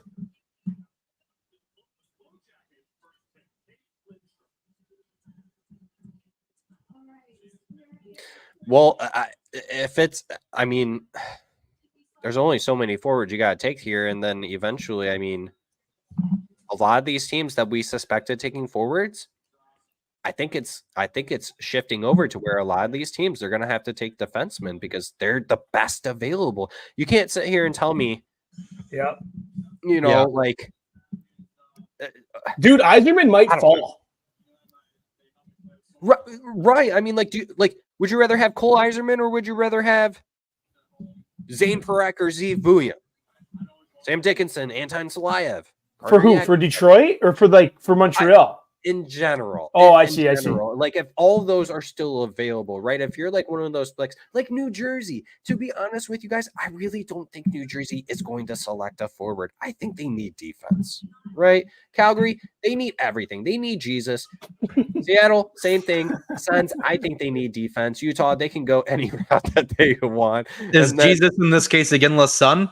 And Iginla is God? Sure. Good math. So I don't know what the exchange rate is on that. I mean, if Demidov isn't picked by Montreal, there's no way he gets past Utah. There's no way. Watch it happen. Imagine you just got an NHL franchise and you have the opportunity to get one of the sickest players in the draft who could be your future franchise player. Honestly, I think we're gonna see that happen. I mean, if they actually pass on Demidov, like they're unserious. I'll let you know. Don't say anything, Zach. All right, here, I'll mute myself. Yeah, you can still react. Just kill the audio. Okay, we get it. You can speak French.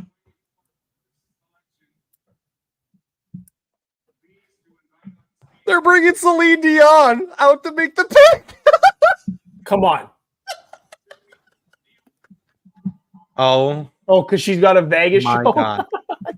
She is like Vegas royalty, though. She is Vegas royalty. Is she gonna sing it?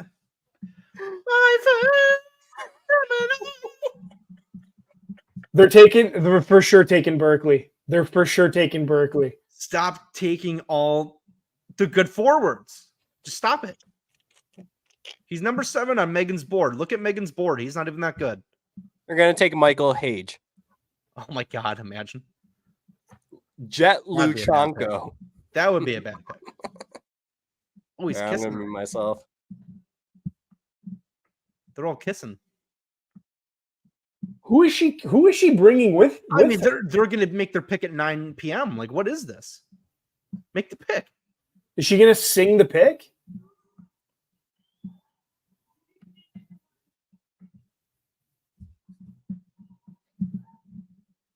Zach looks disappointed because they took Berkeley Cotton. And it's not Berkeley, okay.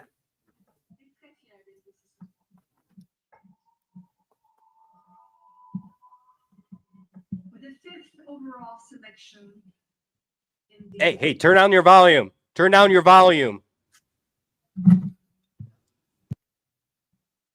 It's Demidov.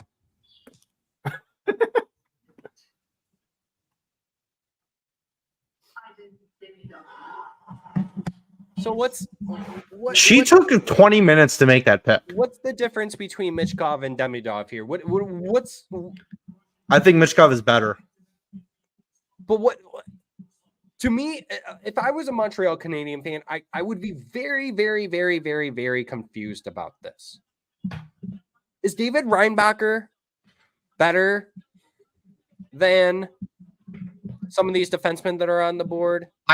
I think you're overthinking it. I think they're just like, you know what? Michkov is coming over. We were wrong about the Russian factor. These guys actually don't stay over there forever. Let's make up for it. It's not overthinking, but it's just like I'm not like overthinking, confusing. But I think it's as simple as that, to be honest. I think that's all it comes down to. Well, Montreal Canadian fans, you get your wish and you get Ivan Demidov.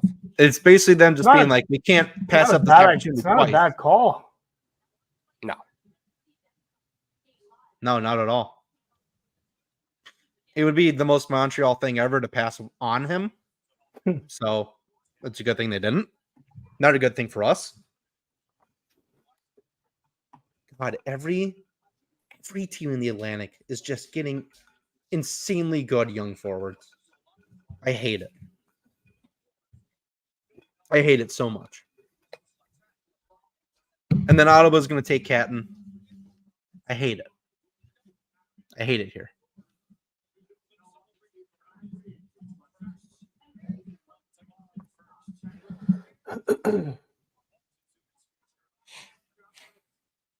Wow.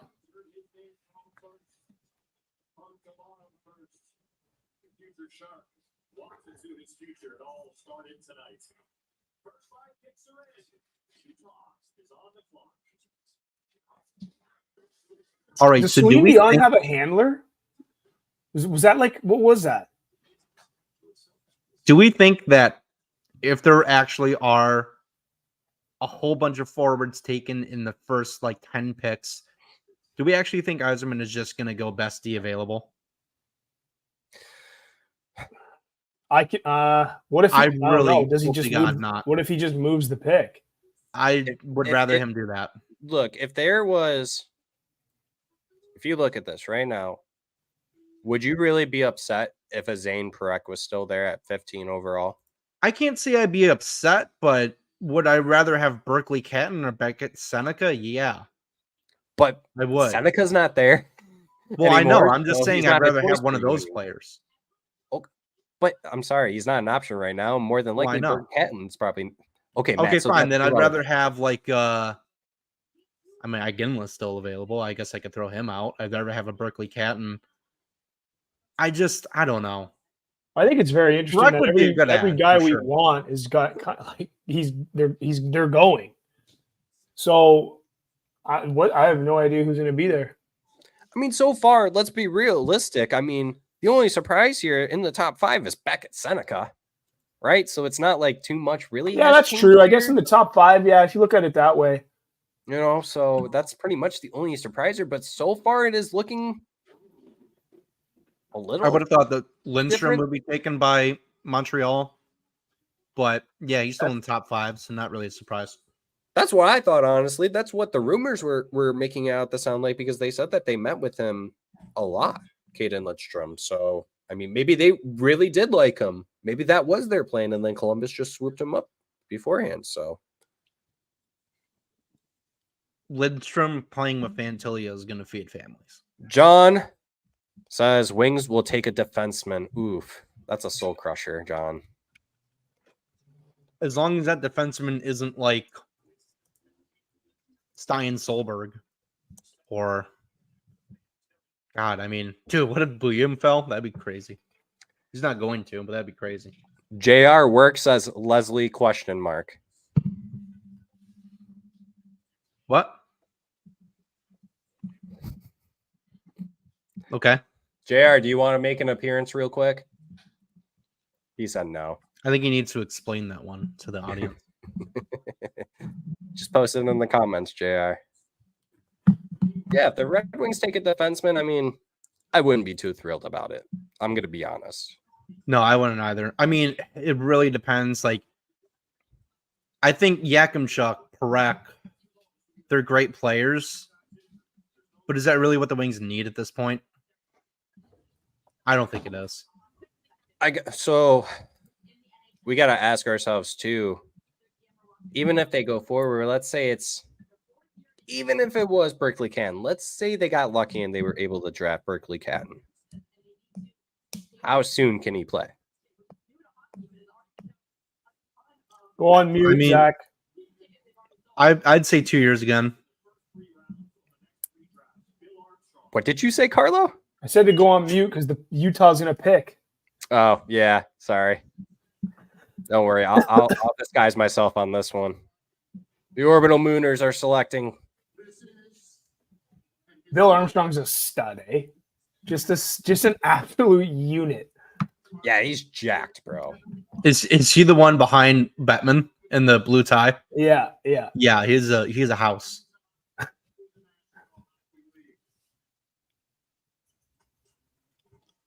All 10 the Arizona fans are booing them right now.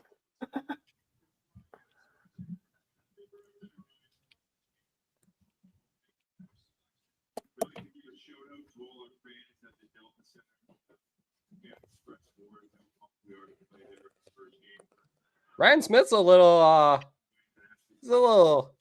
Akko Taco kind of dude, huh? I mean, if you're an Arizona fan, are you just like blackout drunk right now? like seriously. I feel bad for them. You guys aren't gonna believe it. Oh my god. I know Is it good or bad? Is it one of these or one of those? Which one? You're gonna be surprised. Oh, you had to go and ruin it for everybody. Oh my god. I mean, that's a great pick, but oh my god. I'm sure Jerome's happy. Of course he's happy, but oh my god, Calgary's not happy. That's wild. That's very hilarious. wild. You know, if I thought any team was going to do this, I would think it's Ottawa. The board is very now. This that is so funny. That's wild. The Sens go defense here. The Sens go defense here. I don't know if they do. I think they go Cotton. Yeah. Honestly, their entire prospect pool sucks. They need to go best player available, and it's Cotton. I just don't think they are going to prioritize the forward over the defense. Dude, Red Wings are taking a defenseman. Like, it's just going to happen. I hate it here. Oh, man. Good pick for the Utah Hockey Club. I really hate your name. Has there been a defenseman taken since Levshunov? No. Oh, no, there hasn't. Lidstrom. Look at the board. I never would have thought it'd shake out like this. With how good the defense is. Yeah, I think that's their jersey. Yeah, I guess so. I kind of like it. It's just for the year though, until they come out with their name and their logo. Yeah, I think it's pretty plain, but I guess I like it. What are you really gonna do? You know, it is. I will agree with you, Carlo. I think it's very clean, and it stands out from all the other jerseys in the league to me personally. The color scheme. I mean, it's kind of close to Seattle's color, but. Yeah, I like the color. I like the color too. Oh boy. Oh, no, you know what? I think it's either. If I'm the Suns, go defense for my sake, please. I think it's either William or Parak. It's right-handed defenseman. It's got to be right-handed. It has to be, right? Yeah. I think it's Parak. But it could be Catton though. It could be Catton. They don't. I wouldn't be shocked if it's Catton. I hope it's not. I don't think they go undersized forward here, boys. How pissed is Calgary right now? They're livid. They have to. Because of it, they're going to go Cole Iserman. Ooh. And then If they go, Cole if they go Eiserman's going to be Yzerman- like, trade me instantly. if they go Yzerman, the amount of jokes that are going to come out, we got the better Yzerman. I Yeah, swear okay. to God, I'm Prove gonna it. jump off a cliff. Tell them to prove it. Right. Do you know how annoying Sens fans are going to be if they get Yzerman? I mean, they I'll as be well right back. be in general, but wow. I really did have a feeling before this draft that somebody was going to do that and get a Ginla before 9. Him particularly? Not like that team particularly, but I knew one team would do it. For again, like yeah. For a Ginla, yeah. I knew one team would snipe him. Oh my God.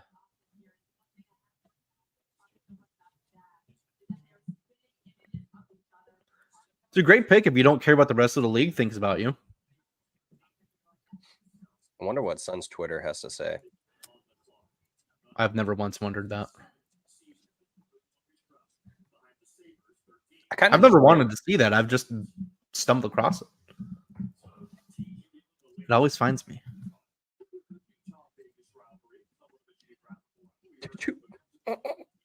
Go if you guys want a good chuckle, go on Suns Twitter and look at their new profile picture.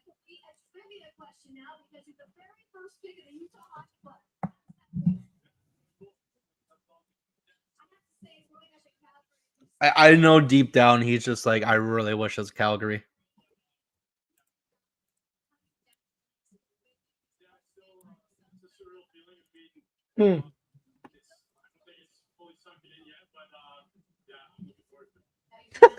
I'm watching the replay of Beckett Seneca, however you pronounce it, getting His drafted with reaction. her overall. He was just like, It's so funny.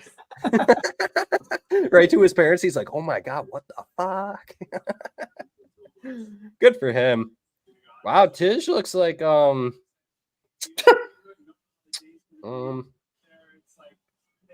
doesn't look like someone I would want to mess with at the bar or anything. Looks like someone who could kick some ass, you know.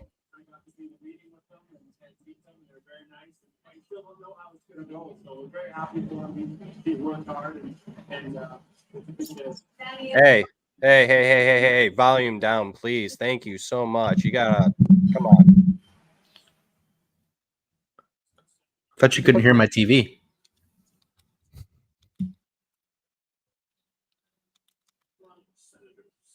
Is that better? Right. Well, yeah. I'm not trying to get canceled here, Matt. Get canceled. Yeah, get canceled. Look who we stumbled upon, boys. Well, hey there, buddy. Oh, he's got to fix himself real quick. We got Nick from Hockeytown West podcast joining in here. Oh, what's there up, you go. fellas? There he you go. is. What's up, buddy? Hey. Oh, so catch me up. What's going on? It's pretty Hey. wild. Yeah, you're coming into a good time with the Ottawa Sens making their pick. And who is it? Oh, I just missed it. Shh, go on mute. Go on mute. You're ahead. Who is that? Oh, you guys Okay. aren't gonna guess. No. No, that's whatever. I'm fine with that. I'm cool with that too. I'm just happy it's not a forward. Carter Yakimchuk, right-handed defenseman. Yeah, no, that's a good pick Called for them. it. I would have gone Perek if I were I them. knew they That's were a going to good go pick. right-handed. Zach, I you would've called gone it. You Perek called too. the RHD, right? I would have gone Perek too, but they wanted the bigger player. I can't blame them for that. Wow. I just am seeing Tej being picked at for Utah. That's crazy. Yeah. So what do you think so far, Nick? Now that you're joining in, sorry, I didn't. But No, you're good. yeah, what do you think so far of the way that it's that's shaken down so far? Well, everything was like Tej was lining up to go to Calgary, which is pretty much what I thought was going to happen. They weren't going to let him slip any further than that. So that surprises me. But I mean, they said that after the first two picks, it was going to get crazy, right? Like we didn't really know where the board was going to fall. So, yeah, I don't know. I'm excited. Seneca going to Anaheim was pretty wild. That was wild. Did that fill a need for them or no? Kind of. I mean, they need a. They need a lot. Yeah. Yeah, I I mean, think power so. forward, I guess, but they just got Cutter Gauthier. I thought they were going to. You can never have too many of those players. No, correct. Yeah, I thought they were going to go defense because they traded Jamie Drysdale, but they got good prospects that are defensemen too. So, like you're gonna probably see Bouillon or Zach Parikh coming off here soon. Then I think this is. Yeah, I think this is where the defensemen start to pop off here, boys. Do you think there's any possibility at all that Bouillon goes 15? No, you don't think so? I think he's too good. I mean, there's always that one player. You don't think he's the ASP of this year, where he's at 17, and it's like, what? How the hell did we get this guy? I mean, Matt, if you let's say if you did and you were able to select Bouillon as the Detroit Red Wings, when do you ever see him fitting in the lineup? I mean, pretty soon, man. Like I don't know if you've seen him play, but like that dude is sick. He's filthy. Ahead of his brother Shy. He's literally yes, that's kind of like, thank you, Nick. Okay, you kind of that too. So like Matt, is he below Edvinsson? Is he above Wallander? Is he above Johansson? Like where does he go? He's probably like in all of like let's not even talk about like handedness. I think he's number 3 behind ASP and Edvinsson. Okay, so he's your second pairing left-handed defenseman. Yeah. Okay. Maybe even possibly he could be Sider's pair. I mean, who knows? I could see a world where that happens, but I still think it's going to be Edvinsson ultimately. But man, Dickinson's available still too. Like that's crazy as well. John says, like Helens for wings. I think he means Hellenius. Hellenius is definitely a possibility. And that was your pick that you talked about, Matt, in one of our episodes. I don't know if you want to speak on him real quick a little bit. I think just the way this draft is going, that is probably best case scenario that we get Hellenius. I mean, Catton's still available, so you never know, but I don't think he's making it to 15. I'd say Hellenius is probably the target. If not him, I'd rather have MBN or Hage, and I think that's like my short list. What if Trevor Connolly's available? Would you take him? I personally would. We're not going to talk about. I would. That Why are you laughing? I'm just Nick's just not letting the sauce stick right now. That's all. He's just not letting the sauce stick to the pan. Nick wants to throw up the layups and wants to see who's going to dunk on that layup. I want all of the high skilled forwards. Whoever is the highest skilled forward, I want them. We kind of touched on it in our group chat, Nick. So I think we are okay with it. So even with his like off ice issues. I'm not the general manager of the team, so you take Trevor Connolly. He's the best left wing prospect in your pool. Well, yeah, there's not many on the left wing. I know that's not saying much, but it's true. I think anybody. You take a guy in the second round, and he's your best left wing prospect, I guess. Yeah, but it depends. Also, Nick, if there's like Cole Eiserman still there versus Trevor Connolly, I'm going Cole Eiserman. Sorry. So I mean, it would have to. The board would have to look super weird for me to take him. So I did say all that, leaving him out. So yeah, I would absolutely have him on my radar too. Nick, so we were saying earlier, Matt and I, we talked about the Jake Wallman trade and the left-handed side looking a little weird. Do you think that there is a possibility that Edvinsson could be the top pair with Edvinsson to start the season?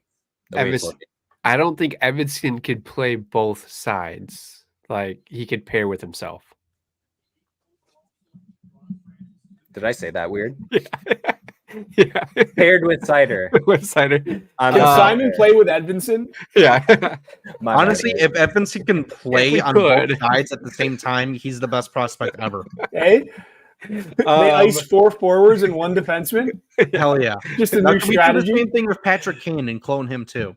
And also, I'm just gonna walk myself out, boys. I mean, I think that's the goal, is to have him paired with Cider, right? Like they want those two matched up, like paired together. So I think that's kind of the background behind it. And then you've got, you could slot Albert second or third line defense as well. So I mean, it just opens up that spot. Oh, there's William.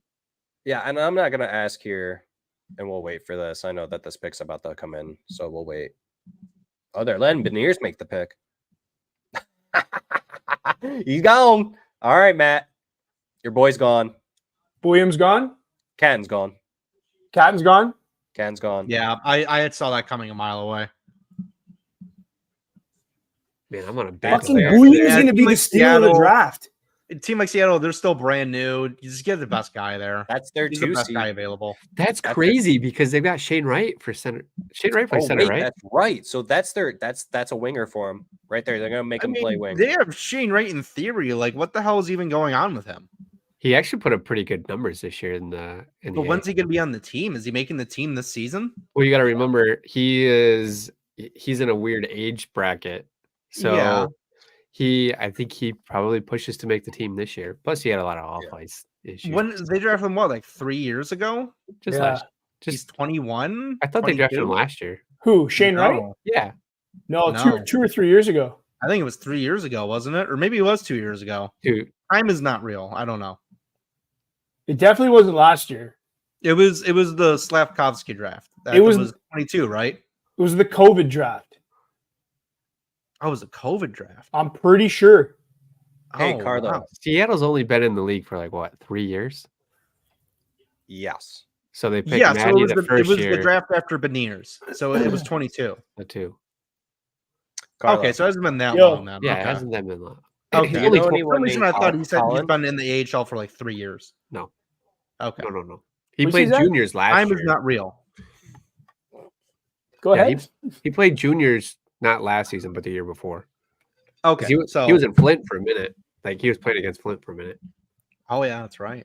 I remember that. So I'm really bad with names, and I apologize because I'm gonna pronounce your last name wrong. Colin Marias says, imagine knowing this much about hockey and still losing your fantasy league. I don't Who's know who that Colin directed is. for? Does anyone know who Colin is? I think Oh, he's yeah, just it's- casting a wide it's- net, it's- assuming someone it's, lost. I came second. I guess that's technically losing. It's a buddy of mine who has never won a fantasy league ever. And he just likes to draft every year. He likes to draft my leftovers from the year that I won. It's great. Colin, I love you, buddy. I love you. Thanks for tuning in. I love it. That's awesome. I love it. Oh, we love to see that. That's funny. It sucks losing in the finals 2 years in a row, eh, bud? Oh, Oh. All right, Carlo. So are we gonna do a Hockeytown rundown in Hockeytown West? And let's see if we can do like a Red Wings podcast fantasy hockey league. I think that would be pretty fun to do. That'd be Probably- great. That would be I awesome. probably have more time for it this year, to be honest. Last year I could not. Fantasy hockey does. I mean, that's an everyday thing. So Let me go here. I do like using Yahoo for it more. Yahoo's than great. ESPN. Yahoo's good. Yeah. I don't think I've Yahoo- ever played on Yahoo. Yahoo, you can make it to where like it automatically sets your starting lineup for you, so you don't have to do it like one by one. But if you drop someone or if you make a waiver wire move, you have to do it again. That's a slippery slope. Yeah, correct. That little tool is a slippery little Yeah, tool. it does. Yeah, it messes with you because it resets the whole entire week if you set your whole entire lineup for the week too. Yeah. What do you All guys right, think so- Calgary picks since Iginla's off the board? That's why I was about to. Gotta ask be you. Bouillon. At this point, Bouillon's got to be the steal here. Salayev's still up there. Jesus. Salayev is still up there. I can't Come believe there's on. this many D-men. Yeah, Carlo, we told you this is a very deep defensive Yeah. draft. Yeah. I'm not surprised by that. Wow. I'm just trying to pull up any like mock drafts that went on through the day, and this one it's kind of funny. Craig Bootens, he says after Celebrini, that's everything's unpredictable, Yeah. which it pretty much has been.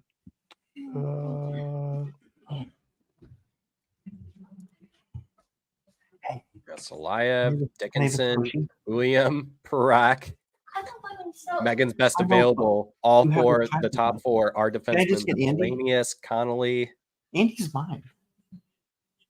I mean, the Red Wings are going to have a really good pick here, boys, by the way it's looking so far. So, By the way, it's looking so far, they're going to pick Salayev. They're saying this is where he goes right here. I'm shocked he's Salayev? gone this low. I think this is where he teams goes. are just like wary because he's not supposed to put up a lot of points. He's a giant. Yeah, he's a big boy. I know. Was he 6'7", 6'6"? Yeah. Why the Flames are going to pick him. I think they're taking him. Yeah. I'll let you Yeah, know. 6'7", 211 I'm sure you pounds. will. Oh. It's not. It's William. Nope. It's Come Parak. on. It's another Costa forward? Helene. No, it's Zane Parak. Wow. Okay, that's not bad. I like that. Brock's sick too. I like though. that for them. This is crazy. This is absolutely crazy.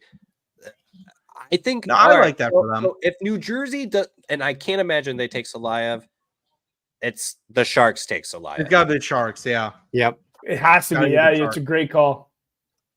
I mean, New Jersey could take him. I think New Jersey goes. William? I don't think they. No, they don't need. Who's I their cannot- top pair? Who's their I top pair ca- lefty? For who? They have Luke Hughes. He's not their top pair, but he will be. Right. He's not on their top pair. Is Dougie No, Hamilton left or right? He's right, isn't he? Hamilton's right. Right. Yeah. Yeah. Okay, so I don't know who their left is. I think their left is John Marino, or whatever his name is. Dan Marino? Maybe right. If someone wants to fact check that for me real quick. That's Not so Dan awesome Marino. that freak went. I think his name is John Marino. Did that just hit you? It just hit you. No, because the first thing that hit me is like Dolphins and then Ace Ventura. Yeah. Great movie, by the way, for those who have not seen it. Alrighty. Alrighty then. Yeah, your glove. Yeah, if I were in New Jersey, I mean, dude. Cole Iserman? Maybe they go small forward here? No, they probably want a big forward. Green Tree? No, that's my guy. I really want That's too Detroit high. to take Green Tree. I'm going to say Green Tree. For who? What about New what about Jersey. MBN? Ooh. What about MBN? Ooh. Oh, I think they're going size. What about Hellenius?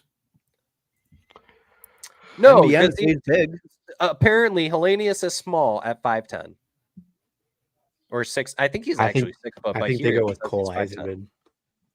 Who? Jersey? Yeah. I could see that too.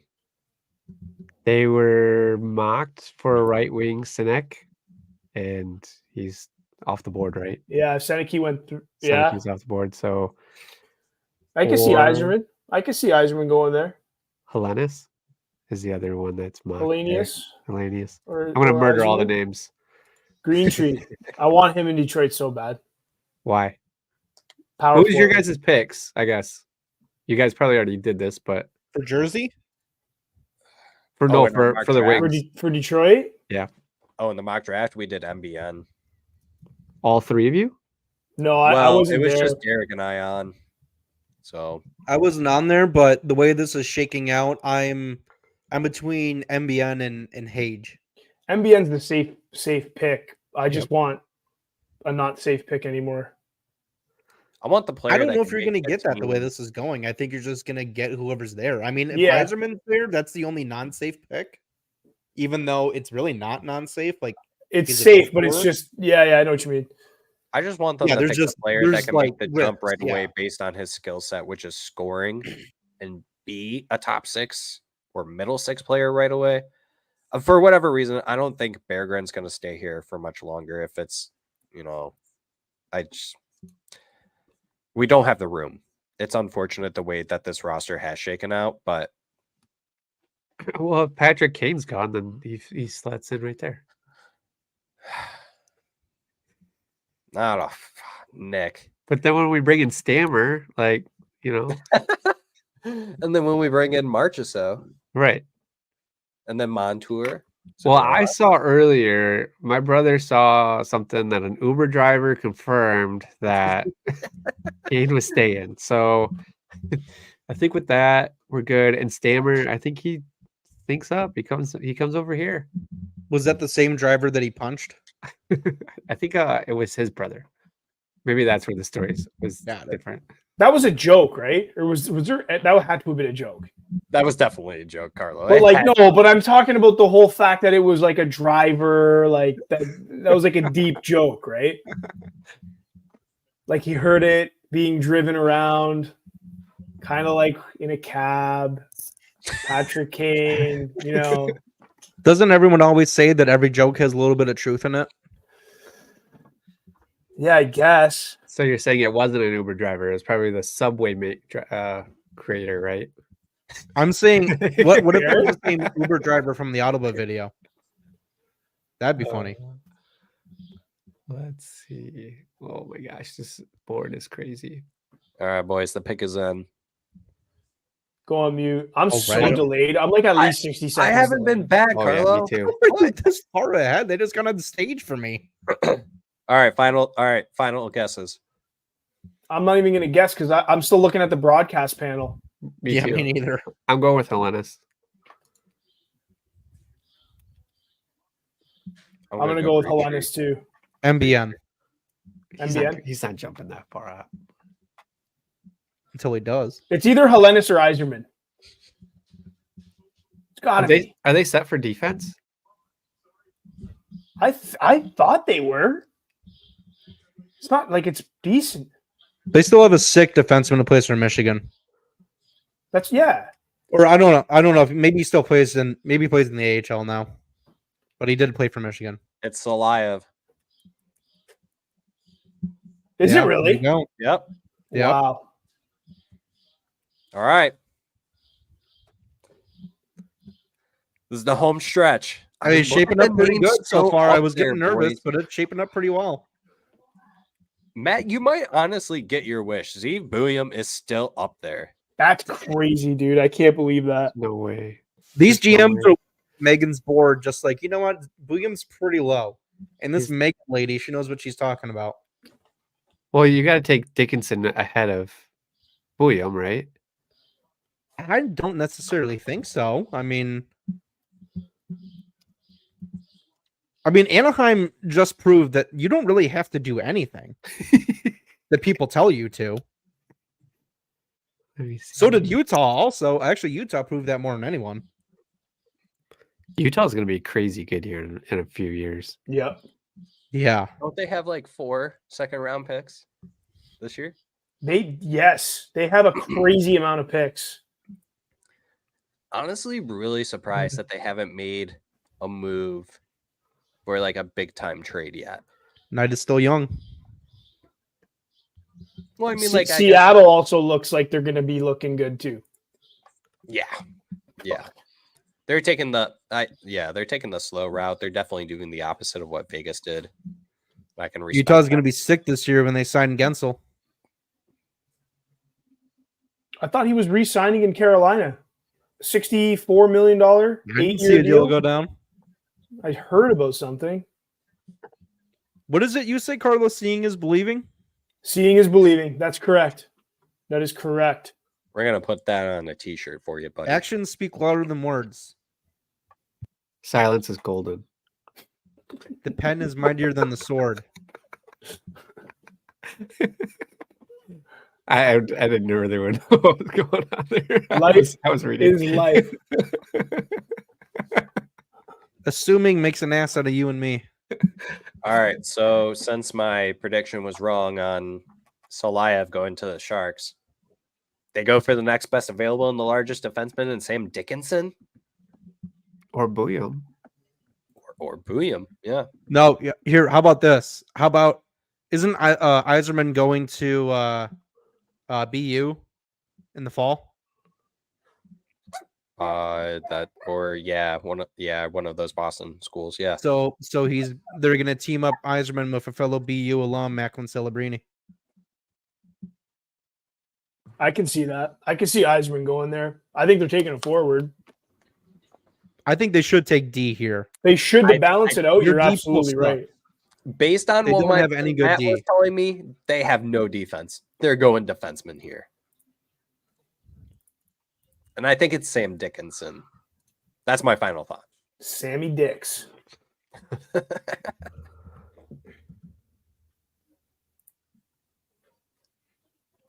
I need. Derek says there's a lot of people that he wants that are left up on the board. Me too. There's Shaping up literally- beautifully right now. 5? But then Philly, Minnesota, and Buffalo could ruin it. They all could ruin it. Buffalo is the one I'm very interested to see which route they go because I don't even know what they center. Yeah, didn't they just buy out? Who did they just buy out? Skinner. That's right. Which is kind of nuts.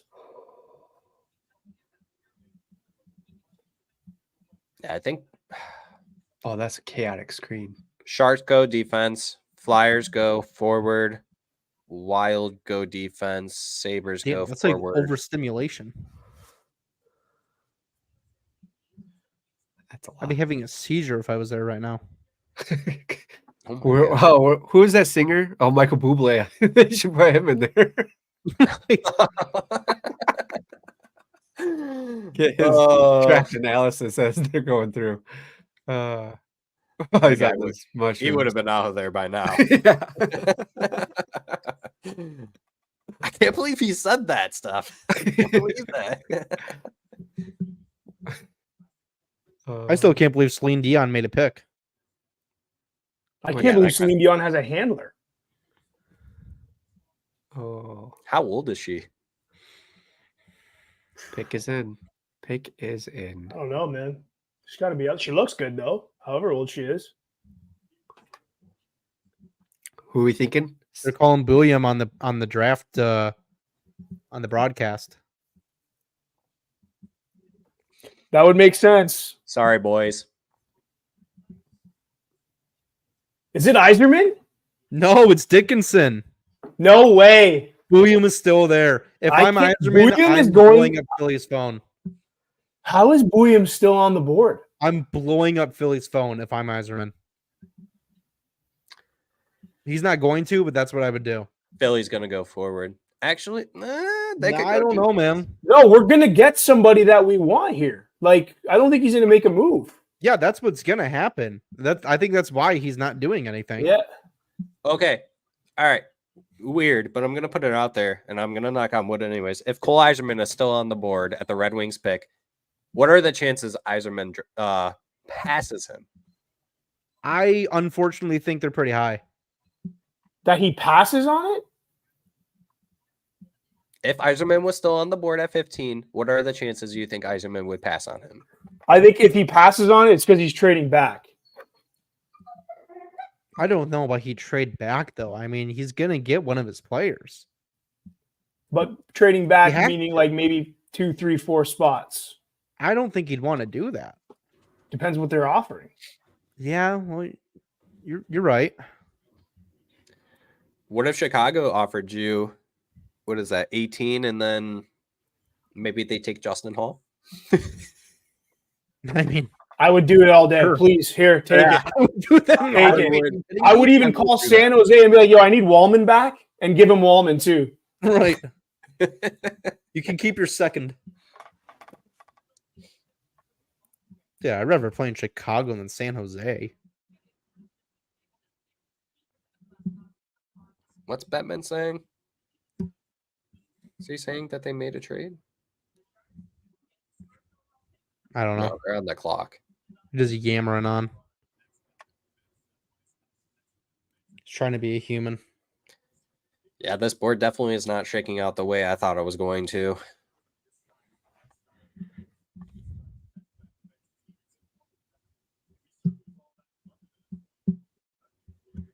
Buffalo's the one that not scares me, but that's the one that's going to be the most. It's going to throw everything off, I feel. Buffalo always goes best available, and if Yzerman's there, that's who they're taking. They always do it. I could see it where if Eisenman is still on the board and if the Red Wings really like him, I could see them trading with Buffalo and they pay up. I don't think Buffalo's answering those calls. I think they would. They have more. Here's the thing. I think that pick was available with the Wallman trade, then it would have been there. But Well, Zach, just remember, like they're a division opponent, right? yeah, Like, why would they want to help us? That's why you overpay. I don't want to overpay to go up 2 spots. Well, we don't know what that means. I think It would I be don't- one spot. they're not going to trade up. They've got like 3 or 4 players that are linked to them at 15. Like out of any of those 4, they can pick somebody. Eisenman is sitting there smiling because he knows one of his players are falling into his lap. Right. 100%. They're not going to pay it to go up. So wait, so everybody picked MBN? That's who that was everybody's pick? No. They're gonna have one of Hellenius, Bouillon, or MBN. Like there's Greentree. no way all 3 of those players are gone when they pick. No, so when we did the mock draft, Nick, it was only Derek and I on. Based on the way that it like shook out. There were some decent names on there, but we both I said think they're gonna MBN. trade their pick. Their GM's on the phone. Who, They're Philly? getting an offer right now. To Detroit.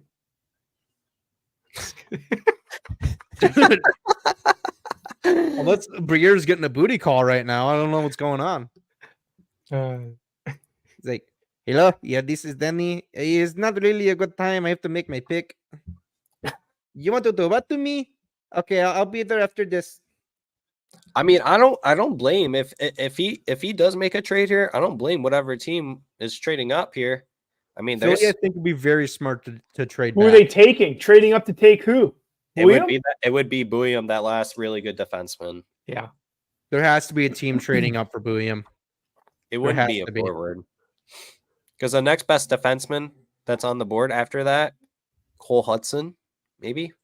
No, Stein Stein Solberg, I Solberg? think, is probably the best. Yeah, maybe Stolberg, EJ Emery. Yurichek. Yurchak. There's still some good options. He's supposed to be better than his brother, wasn't he? Is Yeah, he? but that injury, I think, scares a lot of people. And Columbus doesn't have a pick. They're not going up there yet. I think they just traded it. Yeah, Columbus doesn't have a pick. They're out of time. Philly. Well, Philly's got the 32nd pick. So Oh yeah, I think they traded it. They're not going up there. They're still sitting. They definitely traded it. But the question is who Oh, is he yeah. going to? Yep, Elliot Friedman says some movement coming here with the 12th pick. They just traded it. Does it say to who? Not yet. He's still on the phone. Is it I was just Nashville? about to say there's no one who's traded a pick yet in the draft. I wonder if Nashville's moving up. Nashville's being aggressive. You think it's a deal with Askarov? I do. Ooh. Could be. I mean, Carter Hart's not going to play there anymore after everything that went down. Is I would- Philly really about to make a move like that, though? I'd love to see Ascroft being out of our division. Yeah, that. Griffins. He's not in our division. Oh, for the Griffins, For yeah. the Griffins, he is. Oh, you mean for the Griffins? Okay, I was like, what? Oh, we've been silently hoping for that one.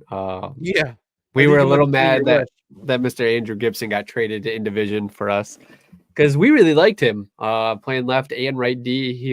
He played both sides, so we were surprised that trade happened, but good for him. That trade, that whole day was a weird day of trades, right? Because you get him traded for a second, like okay, we get our second back for what we drafted him at, but he played good on both sides, and then you turn around and trade Jake Wallman. It's like, what are we doing? How likely is it that Eiserman is trading this pick to get Bouillon and pair him up with his brother? That'd be sick. I mean, he won't pair him up, but like he'll, like brothers in the organization.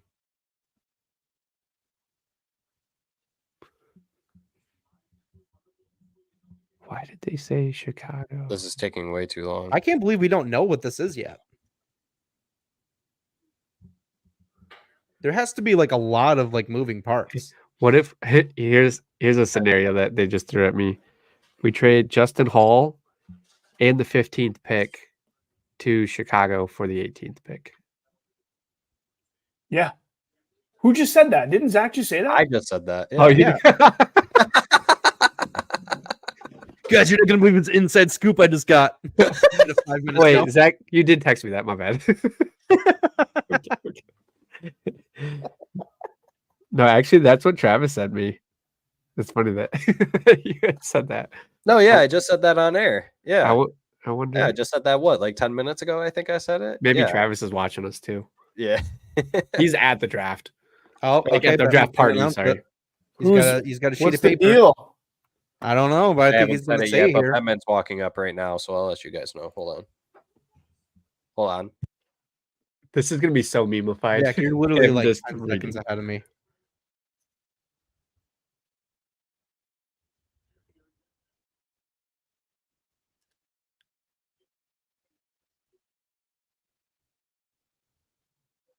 Every draft needs to be at the Sphere. Like, it's too sick. That's what Brandon said too. There just needs to be a sphere in Too every good. city. They got a trade horn. Oh,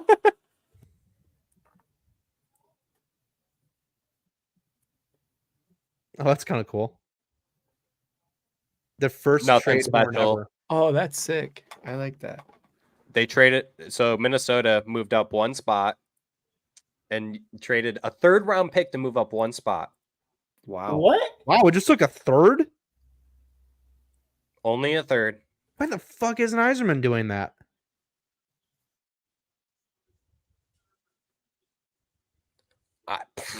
This is Bulliam, isn't it?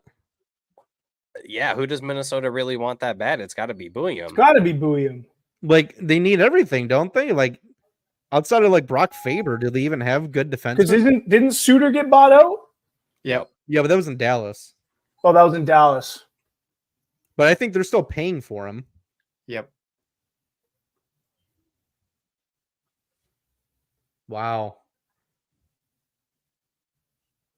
I mean, why is Iserman not trying to do A that? 2020 Because I don't think he's going to get a forward. I don't think he needs to. Yeah, but what if this is Bulliam that gets taken? Do we Wouldn't need you love Bulliam? to have Matt. Bulliam if we could get him? Matt, no. You got to let go of Bulliam to the wings, buddy. Why? We do, He's not. what do falling we that need far. another You don't left-handed think he's the best defenseman player for, dude? available right now? Matt, what do we He need is. another left-handed defenseman for?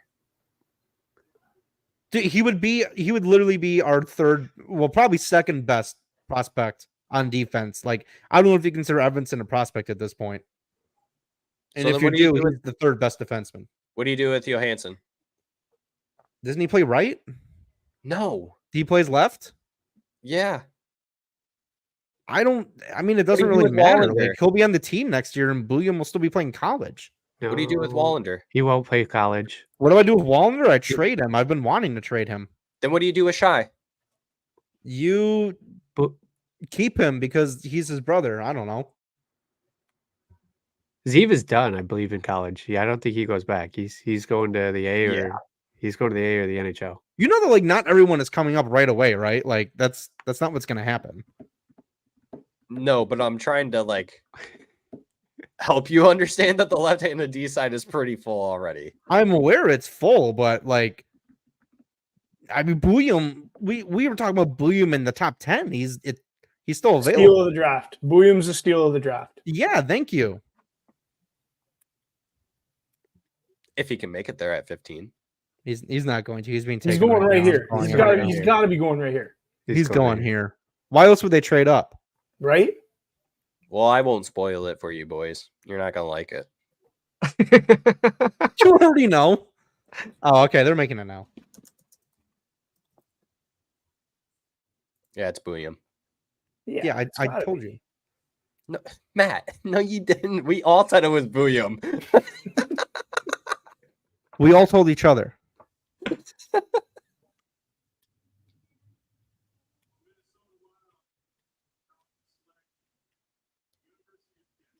Automatic starter for him, Nick. I have no idea what their defense looks like, but Not good enough to make the playoffs. I'll tell you, it's not going to be fun to play against him in our division for the Griffins. If he doesn't make it to Minnesota, he plays for the Iowa for. So is it confirmed he's not going back to college? I'm pretty sure he graduated. No, he's a freshman. He must be a smart dude if he graduated. Let me double check. But I thought he I graduated. thought he was a freshman, dude. He's only 18. I'm pretty sure he took advanced classes. In Oh high no, school. he's. Yeah, he's sorry. Either way, he did just win the championship, so he could go the opposite route of his brother. That's what that's why I assumed that he had already graduated. I mean, at this age, he's head and shoulders above where his brother was at this age. Oh, So yeah. he absolutely could. 50 points. He put up 50 points. Yeah, I mean, that's like otherworldly. And he was a freshman. Yeah, Minnesota walked away with. That's a steal for them. Yeah. It's a steal. Yeah. I mean, could you call it a steal if they traded up for him, though? Yes, because it was one spot. Yeah, I guess. Yeah, third round pick, it's like, whatever. So who cares? So Philadelphia, Cole Eiserman. He's going to love Torts. Hellenius or Iserman, I think. I think Or you know what? I can see Philly going Green Tree because that kind of is a Their style. Philly type of player. The replacement not for going Green Gautier. I think they're going MBN.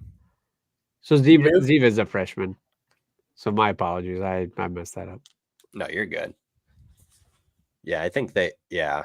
I got the brothers confused.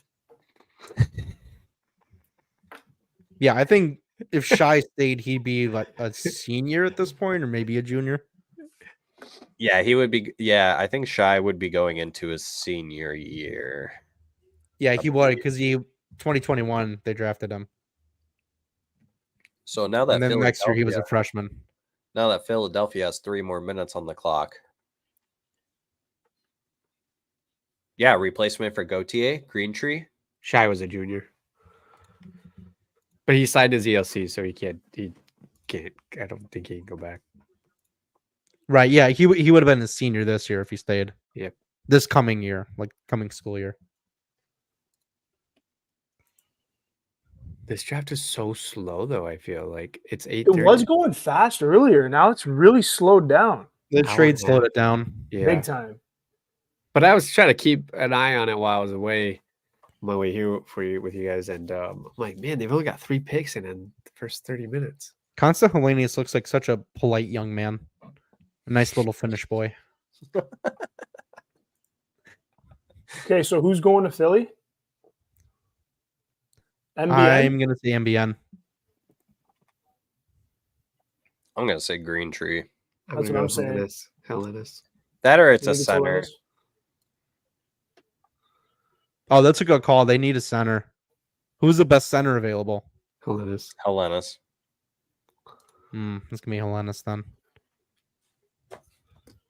Or I it's swear a to fucking replacement God, for if Buffalo Gautier. takes Iserman, I'm gonna like actually scream. So Guess what? NHL mock drafted Berkeley Catton and then Carter Yakimichuk, but those are both off. Yeah. And then Catton was picked for Sporting News, and Craig Byrne had Hellenis. Those are all the mocks. Yeah, a decent amount of the players that were supposed to go right now are kind of gone. Yeah. Kind of surprised Cole Eiserman is still up there though. Maybe I shouldn't be. If he doesn't get picked by here or Buffalo, then we get him. There's no way he's going past Buffalo, I think. I don't know. So I don't know anything about this Sacha player. Is there a chance that either Philly or Buffalo takes him? I've heard he's not a good skater. He got better as the season went on. He played for the Muskegon Lumberjacks, so we actually were able to watch from the beginning of the season, but we didn't catch a whole lot of games in the second half.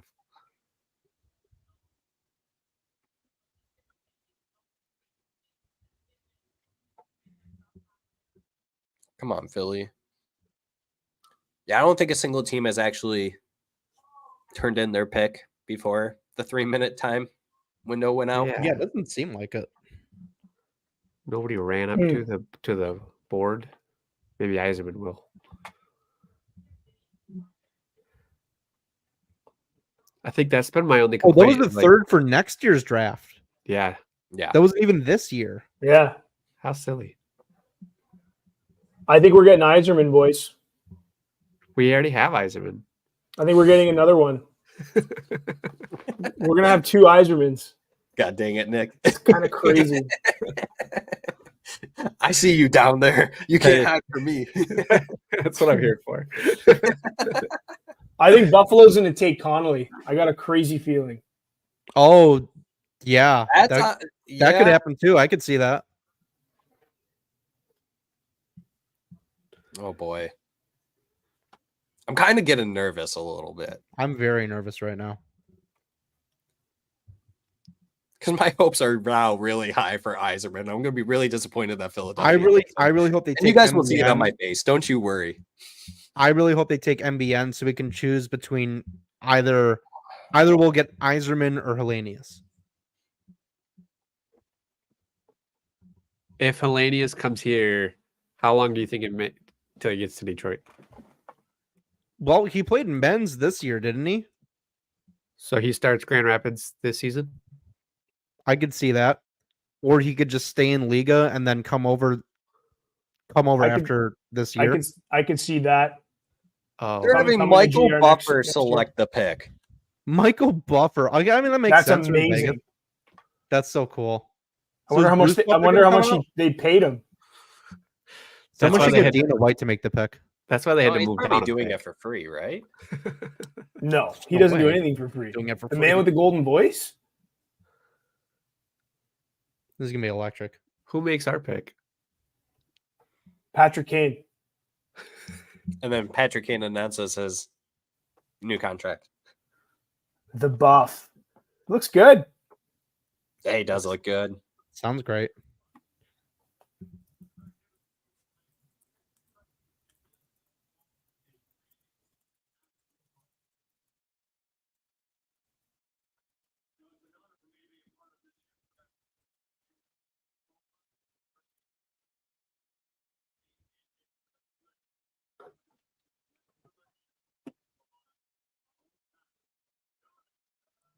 I didn't know he was from Philly.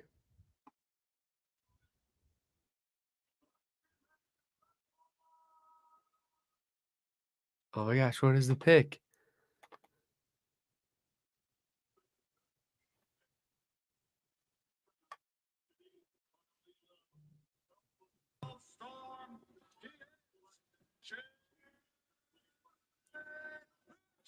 No way. No way.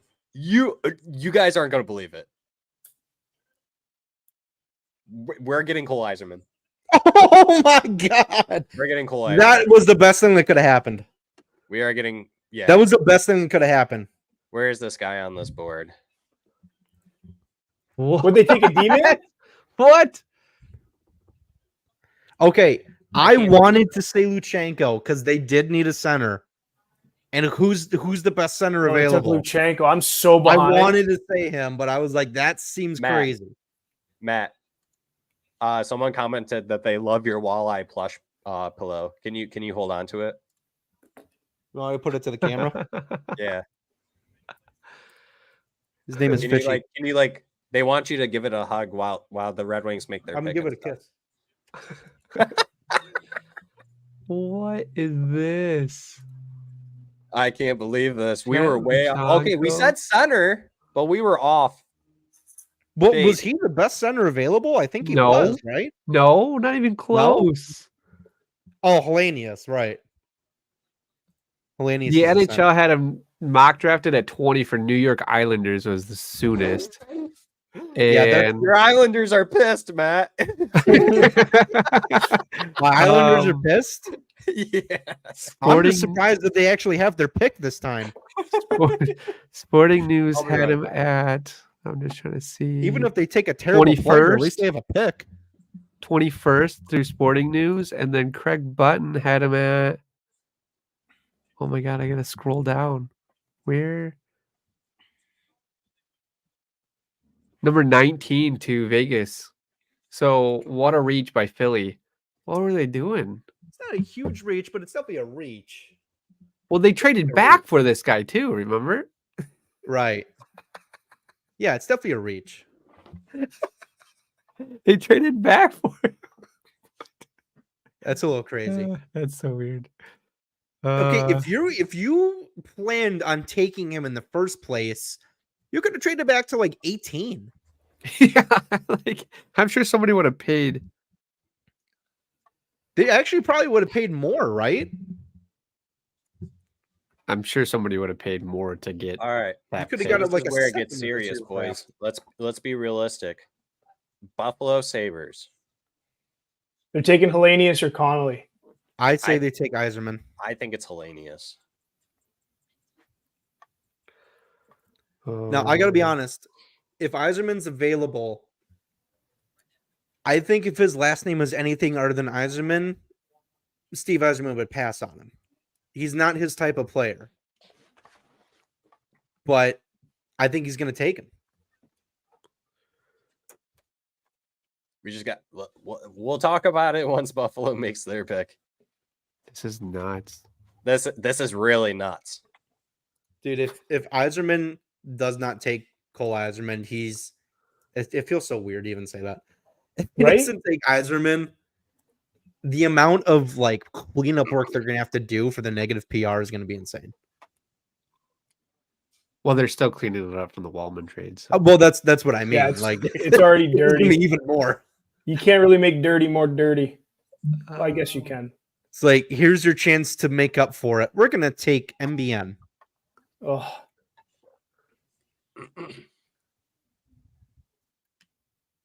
I mean, there's still there. Even if we don't get Yzerman, there's still a lot of good forwards left up on here, boys. So All I have to say is if they pass on him, I will not be surprised. I will be disappointed, but I won't be surprised. it's gonna be interesting. I wonder what Minnesota saw in Jet. They probably just love the name Jet. Minnesota. They're probably big Jet Li fans. Or Philadelphia. Sorry,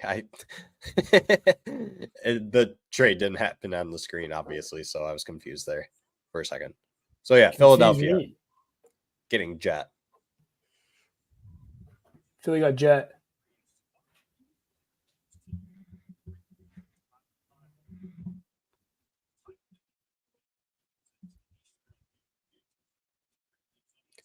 So now reports are saying the Habs got 4 to 5 trade offers today for pick number 5, but nothing that moved the needle enough.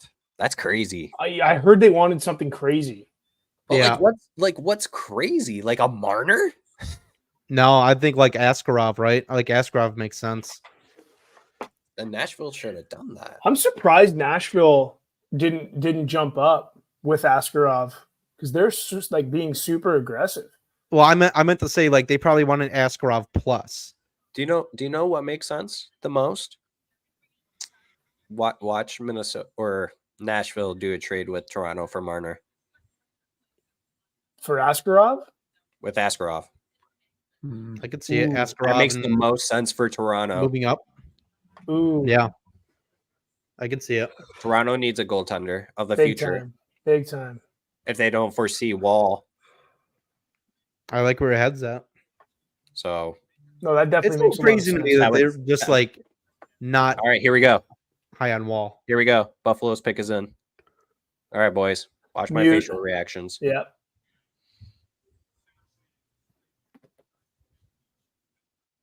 Zach, for Cap Friendly, do you have the best available? Is that how it's ranked? It's based on Pro Hockey, it looks like. Pro Hockey group ranking, yeah. Oh, okay. We're getting Cole. No fucking way. Got Nathan Kalanius. No way. No way. No This is way su- this is happening. But dude, there's Cole They Yzerman, have to take him. They cannot pass on him. No Conley, way. Hage. No way. No. They have to take him.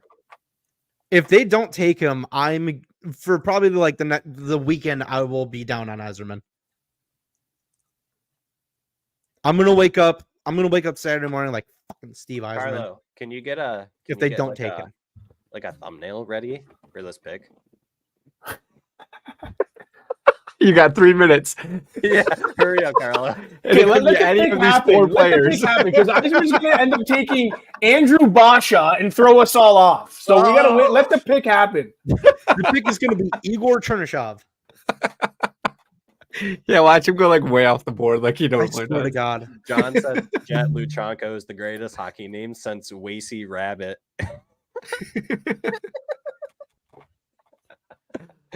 That's a great name, John. I agree. I will fight Steve Eisman if he passes on Cole. Straight up fist fight him. Does Steve Yzerman draft Cole Yzerman? I think. What are the chances he passes on him right now? I got to say it's 50-50. I'm there too. Between who? Connolly and Hage. Connolly, Hage, MBN. MBN, yeah.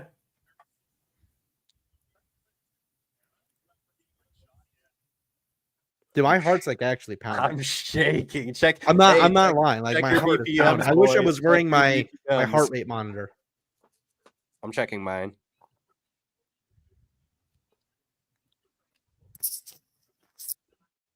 I haven't felt this way about the Red Wings since the end of the season against mine's Montreal. not that bad. 77.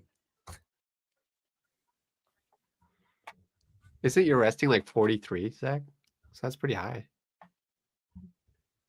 Oh, I don't know. Let's see. What is it was 82 8 minutes ago. Oh, so it's, yeah, I told you it's going I'm down. going down. They got Trevor Connolly as the best available right now. Come on, Draper. Come on, Yzerman. Oh my God. Hopefully Yzerman isn't looking at Megan's board. Come on. They got Cole Yzerman as number 2, though. You better mean- not trade it. All you have to do is get up there and say they got your Lidstrom own there. last name. Lidstrom makes the pick. That's all you have to Nice. do. You know what would be cool if Datsuk made Oh, the they're pick? laughing. Oh, they're laughing that they're getting Cole Yzerman right now. They are laughing their asses off. Or they're laughing because they're just like, oh, the fans thought they hated Wallman. Watch this shit. Andrew Basha. Stop. We thought Oh. the fans were mad before. Watch them now. Wait, Steve. Oh no, they made the pick. Okay, they got the pick. Okay. Oh, it seems like they're gonna race up there. I'm in a Oh, yeah. commercial right now, so please let me enjoy this. Yeah, they're racing up there. They already have the jersey and everything. Dude, That's he's great. already on his feet. It's Yzerman. Oh, it has to be. It's Yzerman. Oh, I has need to. to I be should turn Yzerman. this. I'm gonna mute so I can listen.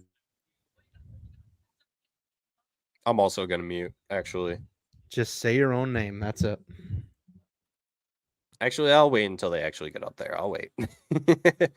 I am fidgeting. I am shaking. I've never been more excited for a Red Wings pick in my life. Actually, I was pretty excited last year when they got ASP. okay, yeah. Actually, This feels I different. No, this lied. feels different though. I don't know. It was pretty cool being there, watching them making those Yeah. two first round picks. So, but this one is a little different. This is Oh, definitely different. man. Dude, they're literally all the way up there. They're like, we don't need the Look whole at that! 3 minutes. Look at that! That's so cool.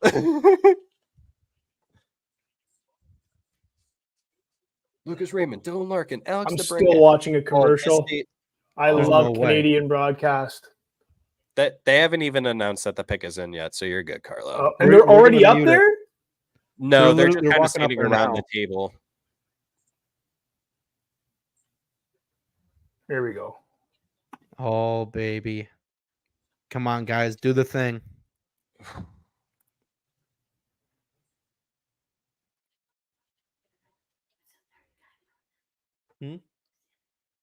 That's Lidstrom. Watch them take Stein Solberg. Yeah. Doesn't look like Lidstrom. Nick's like, what?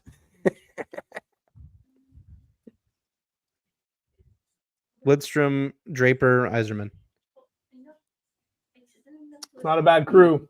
No, Not that a is bad a crew. legendary mob right there. That's what I see when I look at myself, Zach, and Carlo. No pressure at all. All right, I'm muting myself. You guys will be able to see my reaction. Don't worry.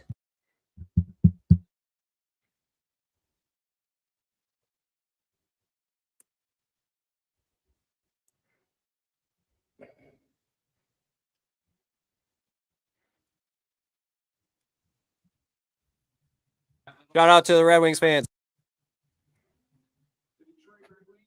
What? You killed that too quickly. All right, let's go. Here we go.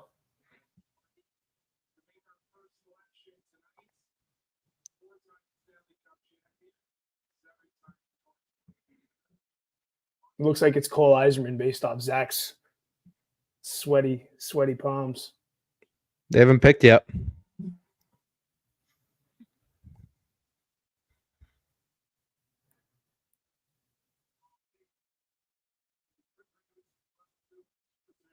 You've got to be freaking kidding me. Is it MBN? Yeah. Are you serious? Yep.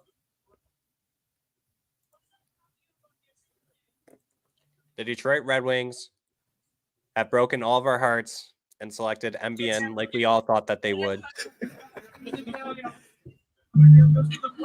I think it's you guys' fault. Wow.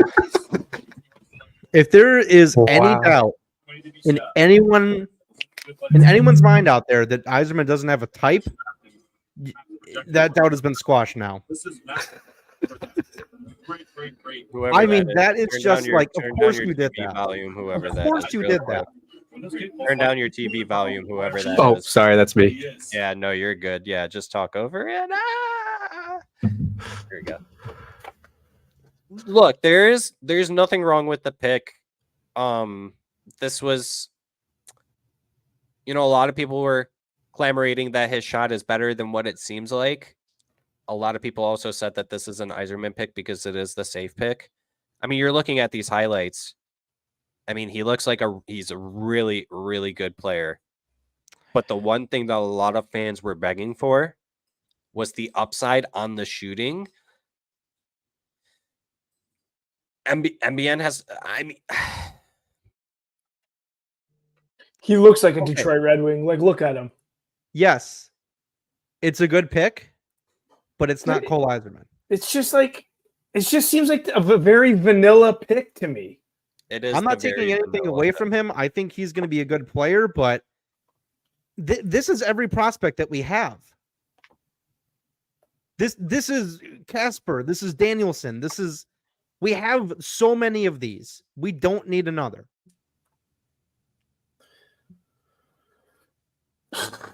Eiserman goes to St. Louis. Connolly goes to the Capitals. Chicago's getting Green Tree.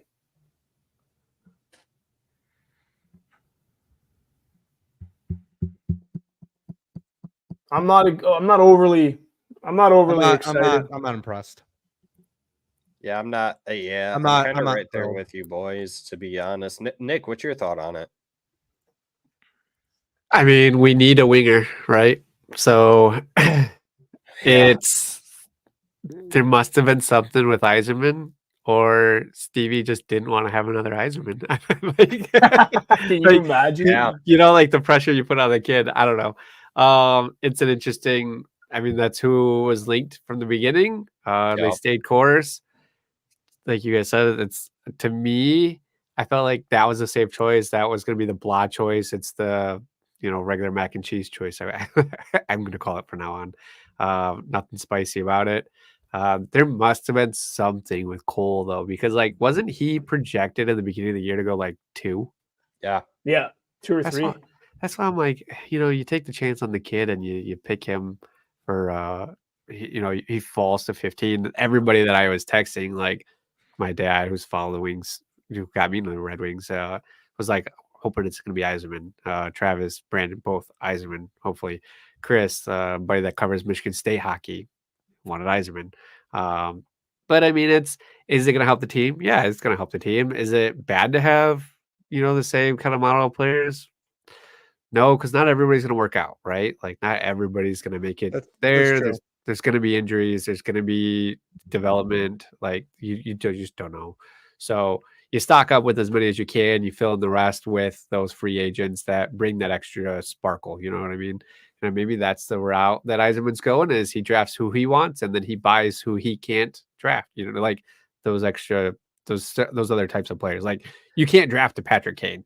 Like you can't draft like a Mitch Marner. You can't draft those guys because of the way our draft the board's been. Our draft lottery sucked. So blah. I mean, to me, but I'm excited. I think this guy hopefully he fills in for Berggren here at in Detroit or in Grand Rapids. So I'm trying to pull up his 9 o'clock. All right, boys, I got to fire off. yeah. sounds All good, right, buddy. Good to see you guys. Nick, always a pleasure seeing you, brother. We'll see you Always soon. fun.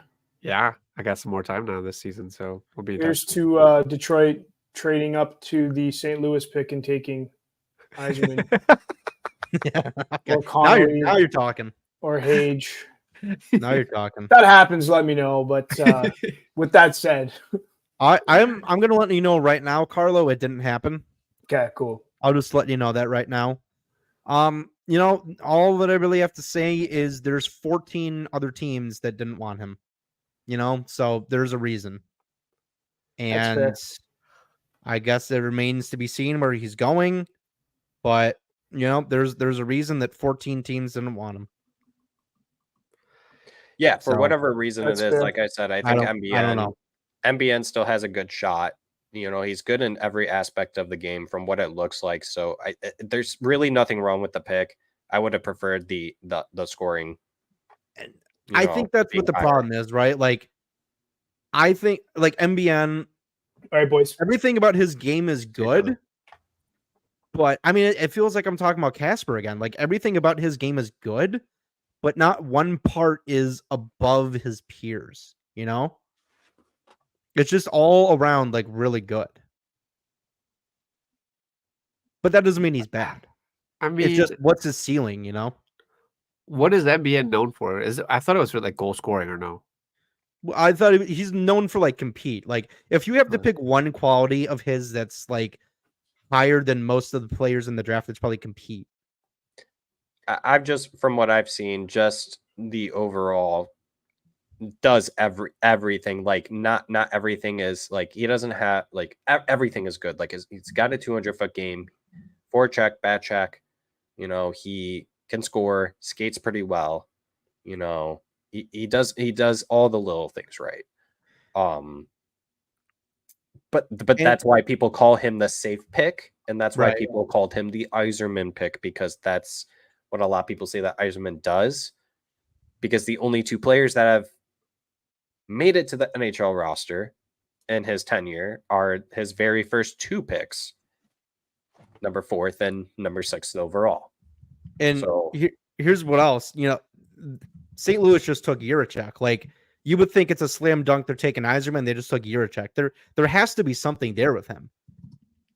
I mean, we could be sitting here in like the 20s and he's still available. Like there's something there with Yzerman. I don't know what it is, but teams are avoiding him. So maybe there's a good reason. That's all I'm gonna say. I think eventually, maybe after some time, I'm gonna be like, okay, that was actually a really good pick. Well, honestly, we'll have to see how the rest of this draft shakes out, but I think eventually we're all gonna be sitting here just like, okay, that was actually like probably the best they could do if they're not going Yzerman. yeah, And, you know, you have to look at it like realistically too. Like they're down at 15. They're not getting a Beckett, Seneca, Berkeley Catton. Like they weren't going to get a player like that. yeah, I think we can. They just weren't. Yeah, I think we can get over the fact that Cole Yzerman isn't a Red Wing anymore. Let's just focus on the fact that we got Michael Brandzeg-Nygaard, which is, like I said, I think that's a fine pick. The question is, how quickly does it make it over to North America? He's definitely going to play in the Swedish Hockey League. I'm pretty sure I think we said that he was supposed to be playing in Skellefteå with ASP Oh, this upcoming season. So Well, I think when they made the pick, didn't they say Shleftia? Or that's what I just said. Yeah. I think Oh, is this next season he's going to play with one of our other Red Wings prospects, ASP. ASP on defense. Yep. okay. So, I mean, they'll be by Lidstrom. I mean, I guess that matters more if you're a defenseman, but still good for your development. Yeah, you got Lidstrom, you got Zetterberg, you got Cronwall over there. Yeah. So you got 3 legendary Red Wings, former Red Wings players over there to kind of guide you the way. But MBN, I don't know how quickly he can make it to North America. Is he projected to be a center for us? Oh, I'm assuming a winger. He can play center, I think. I'd say winger. He's a right winger. Yeah. He's got big size. He's got good size though. He's 6 foot. He's over 200 pounds.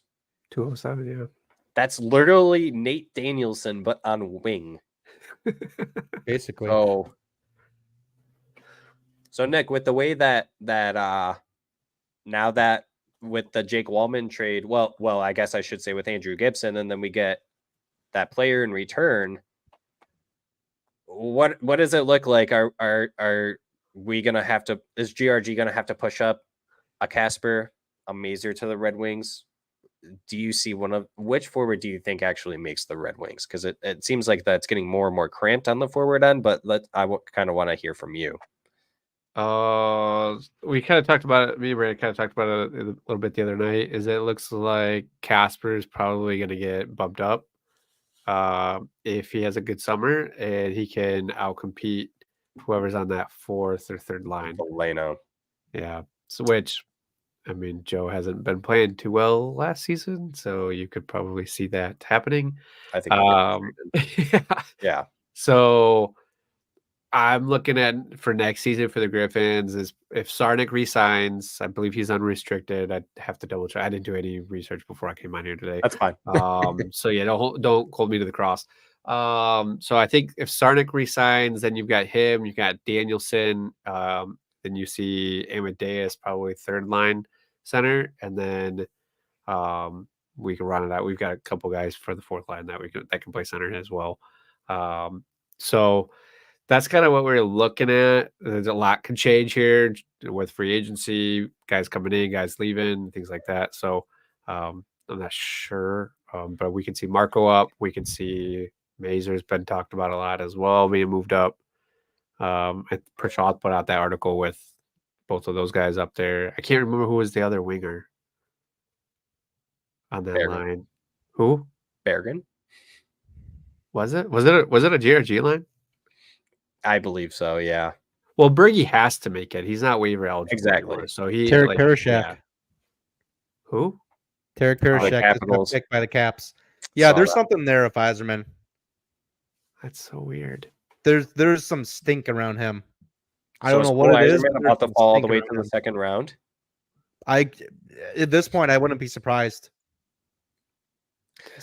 But yeah, Nick, I think there's more room than I think we realize for some of these younger players. I think because Yzerman or who, I think it was Lalonde or Yzerman said it, where one of the two wanted more of the young kids to come up, and someone said no. It was I can't remember who it was. It could have been Lalonde wanted the young kids. Yeah, Lalonde wanted. No. Yeah, so that could be the move now, and you see the push where Yzerman's like, okay, I'll give you the young kids. They can play in the bottom 6, but you got to give me the top 6 full of Canes and Sammers.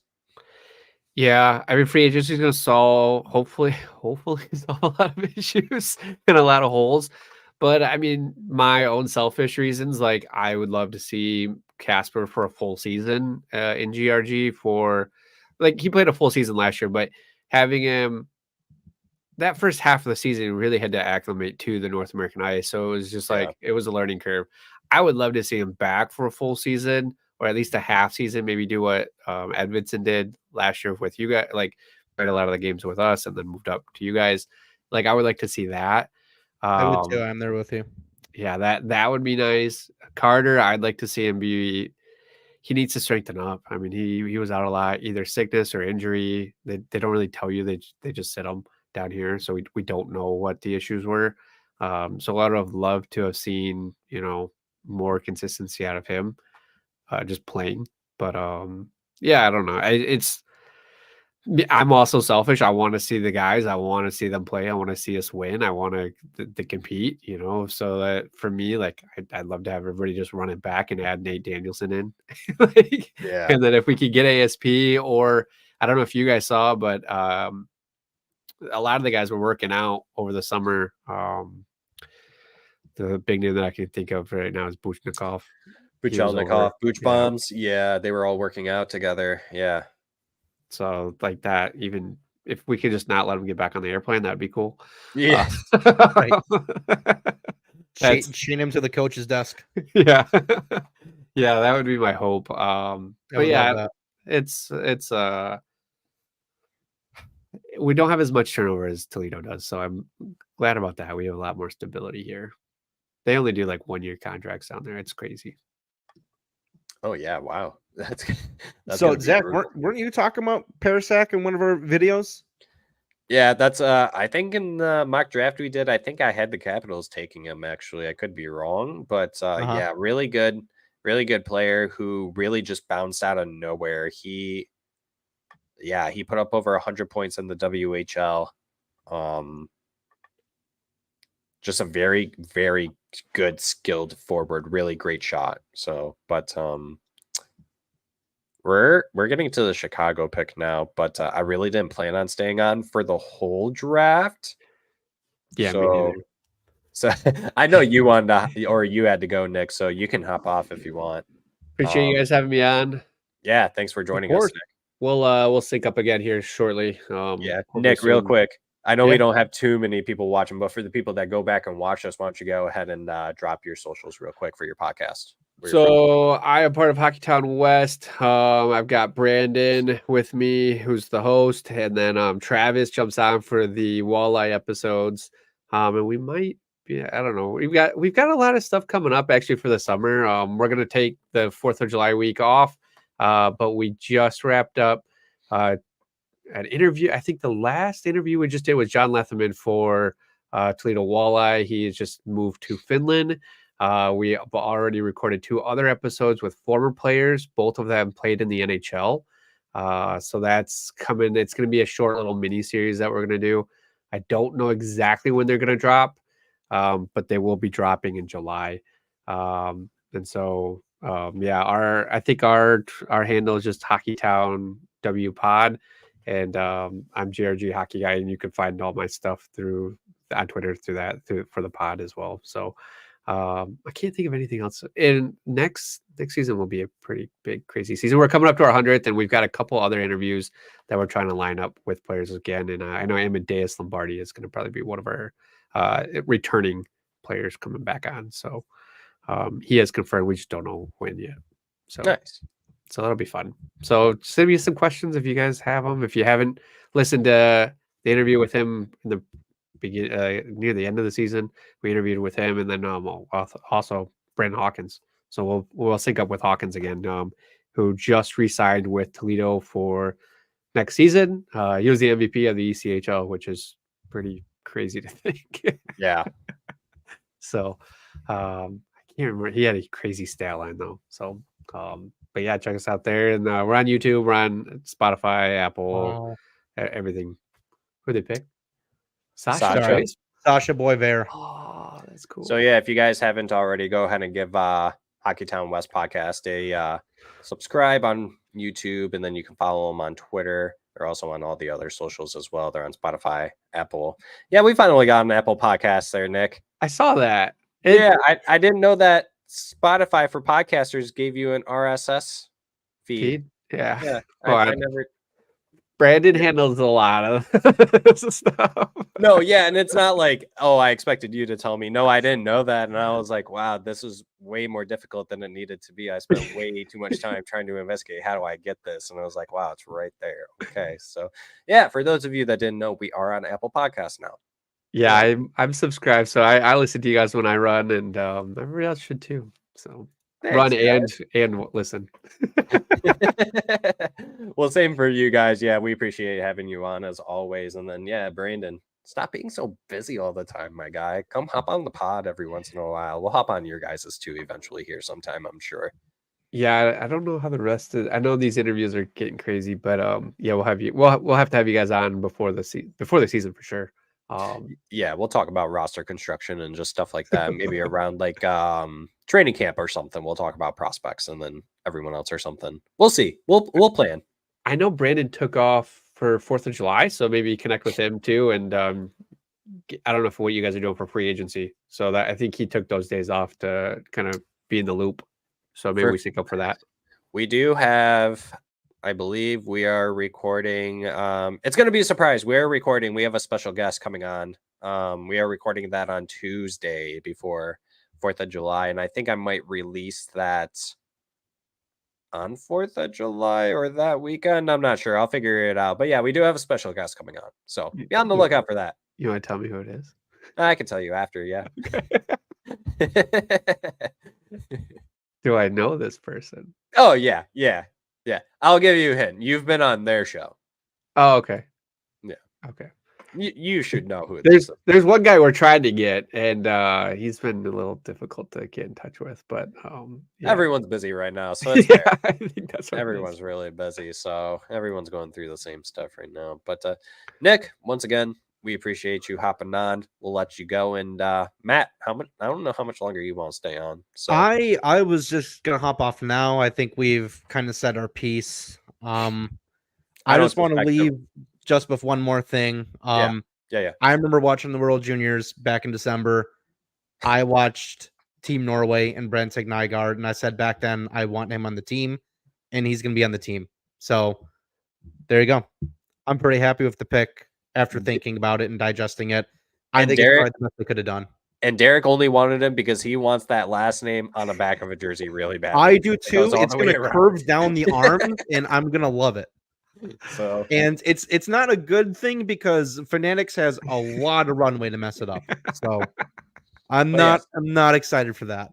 To close it off here, Nick, we will let you go. But yes, to close it off in general, we will be hopping off. And if you haven't already, go ahead and give us a follow, subscribe to us. You can find us on all of our socials on YouTube, Spotify, Apple, all this stuff, and yeah, I'm trying to rush through this really quickly. Here we go. Okay.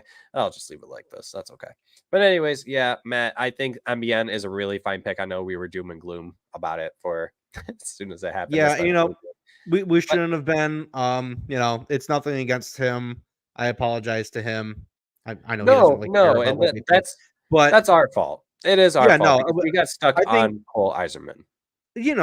First and foremost, we do cover the team, but we're fans more than anything else. We had a guy that we were set on, and they didn't take him. And I'm sitting here. Vegas is picking. Eiserman's still on the board. There is something going on with him. I don't know what it is, but I think where they were, MBN to come away with them at 15, that's actually massive. That's actually really good. You're at pick 15, and you don't really know what's going to happen there. You might get a sick NHL, or you might get a guy who's stuck in the fourth line for his career, or won't even play. So I think to come away with MBN, I think that's a fantastic outcome. Yeah, and we'll talk more about him in the future here. Yeah, I believe we will be recording this upcoming Sunday. We'll talk more about it. We'll figure it out. But until then, Matt, we can close off. And until next time, we'll see y'all all right then on the next episode. Goodbye. Thank you, everyone.